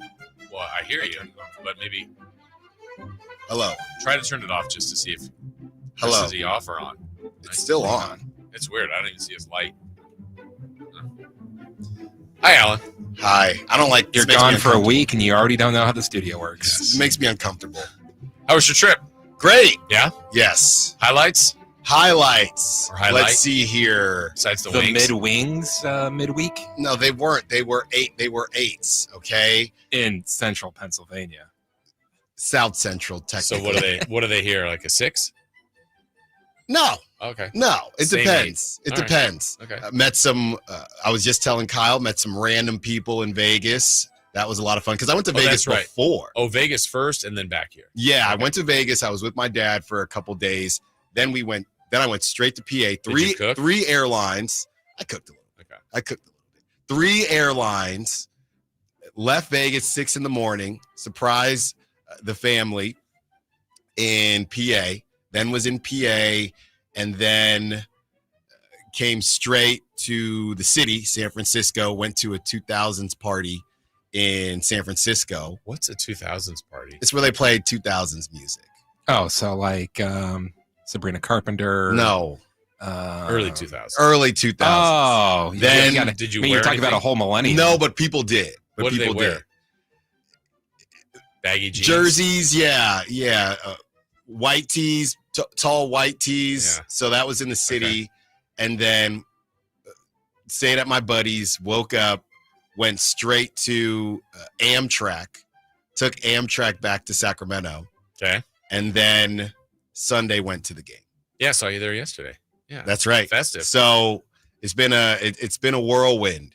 And now we got more basketball. And now we got more basketball, and whether it's one game, 2, or a series, who knows? Yeah, I looked up the background on 9 seeds. Okay, they're 3-3.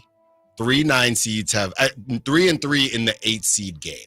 That's what they essentially call it, the second play-in game. So they're 3-3 in those games. I think they're 6-2. Well, Kings in one of those losses last year. Right? Yeah, they're 6-2 in 9-10 games. They're 3-3 in 8-9 games, and the best a 9 seed has done in the playoffs is winning 2 games that first series. Okay. I mean, if you told me today the Kings would get to OKC and get 2 games, yes, I'd feel pretty good about that. Yeah, the other today. 2, no one's been swept. The other 2 both went 4-1. And then I think it might have been the Pelicans or someone went 4-2 or lost 4-2. So hey, there it is. We've got the all-time leader, though, in playing games. That's right. Valanciunas. That's right. I mean, these guys, this is like the play-in all-star team between DeRozan, Valanciunas. If there's a team that's comfortable in the play-in, get comfortable, Kings. It's the Sacramento Kings. What's I'm sure there's a lot of that coming up today. What do you got coming up on the show? Yeah, so we're breaking all of that down and just how everybody is feeling about the Kings and whether or not how this season ends should affect how the Kings go into the offseason. If they get into the playoffs, should Monty McNair be safe if you don't want him safe? Or if you do want him safe, could that change? Doug Christie with Mike Budenholzer just being relieved of his duties. Doug Christie, does how the Kings do these next couple in this week? Should that affect how everybody feels about Doug Christie and the players as well? I mean, I think the big thing, Jason, is with all these guys that want to ask about the future, I really just want to sit there and tell them it's right in front of you. You tell me, Sacramento. You tell me, Domantas Sabonis, DeMar DeRozan. The future is right there. Get into the playoffs. You do it. Yeah, they can control it. You control it. Yeah. Right? Yep. Talk about the future. You tell us. Why do we got to tell you? Yeah, I was just saying how weird it is so in the West, 15 teams, 5 teams have either made a coaching move in the season or after the season here, or an extension. And the worst team is Portland, and they made the extension. Right. Coach Bud out. Mike Brown was out during the season. Yeah. Malone and Jenkins, and 3 of those are in the playoffs or playing. It's crazy. But that's the other thing. Not just from a coaching aspect, it also feels like we are moving more towards. It's funny because they're kind of like it's kind of like an anthology series, right? With Black Mirror coming back, every episode is different. Doesn't really matter what the Mavs or the Timberwolves, doesn't matter what you do in the playoffs the previous season. Right. The new season is completely new, right? I feel like back in the day, 2000s, things like that, it was. Okay, now unless something's really obvious or somebody got hurt, okay, we're going to go into next season and we need a better big, or we need this. They just go into every season like it's a completely new season. Yeah, people used to progress. Well, we were a first-round team. Now we'll be a second-round team. It doesn't work like that. The steps have just been skipped. No. Yeah. Yeah, it's crazy. I mean, it's really bizarre how that is all played out. I saw something, and it was how there are certain teams on the lookout for the Kevin Durant sweepstakes. And one of those teams was the New York Knicks. Come on. When does it end? It never ends, which is probably good for the sport and good for us, but it's a bit crazy. Yeah. Speaking of that, if the Warriors had won yesterday, we would have had Warriors-Lakers, and I think ESPN would have exploded. One would have advanced, the other would have lost, and they would have spent the next couple of weeks on what went wrong with the loser. Right. Are you okay with it not happening yet? It may happen later, may not happen at all. I would have liked to see it. I would have liked to see it. Anthony Edwards is going to be box office, but I would have wanted to see it now because you just never know. Right. It may not happen. And let's just hope the Warriors just get on out of here. Get on out of the play-in. Well, meaning win first. Yeah. So if the Kings win, I don't want it. I don't want it. And honestly, I have sources that were in the locker room last night. It wasn't a vibe like they don't want the Warriors, but it was kind of a vibe like they would prefer to not have the Warriors. Meaning the Kings. That's right. Yeah, I could believe that. That's right. I could believe that. All right, let's do it. It's time for some celebrity birthdays. But birthdays are meant to be spent with family and friends, and nothing brings family and friends together better than our friends at Crumble Cookies. All right, here we go, guys. Let's say happy birthday to Sarah Michelle Gellar.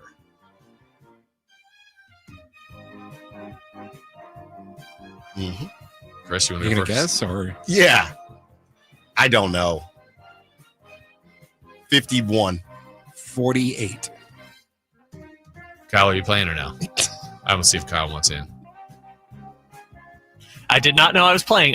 47. Okay, we have a correct answer, and it was Christopher Loud, 48.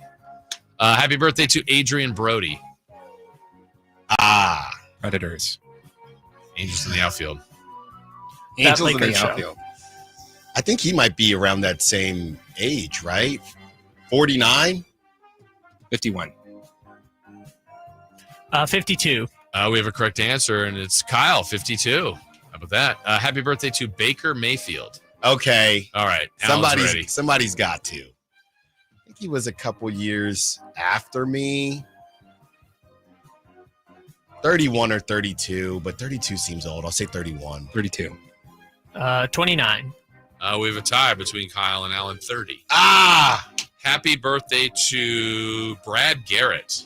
Everybody loves Raymond. Everybody loves Raymond. Oh. His brother, big guy. Mm-hmm. Jimmy Johns. Yeah. Sometimes I get him mixed up with definitely not Kramer. Yeah. I would say 55. 63. 60. Chris is closest, 65. Oh. From MMA, Anderson Silva. Now here's a guy who's 44. 46. 45. Chris is closest, 50. Oh. Happy birthday to Chase Young, former Niner pass rusher. Bust. Chase Young. Hope no one cuts that. Chase Young. Oh, man. 30. 28. 26. Correct answer is Kyle, 26. Happy birthday, Greg Maddox. Oh, now here's a curveball. Actually, 50. Greg Maddox and David Justice, the same age today. Okay. See if that helps. Okay. Baseball. All right. 60. 58. 62. Tie between Chris and Alan, 59. Jim Tom Sula, former Niners coach. Mustache. That was a great era. 62. 61. 59. Kyle's closest, 57. Wow. There you go. Huh. Okay. All right. Good to be back. Good to have Alan back. Alan is ready. What? It is good to have Alan back. Alan is ready. The Alan Style Show coming your way next. You never know when you might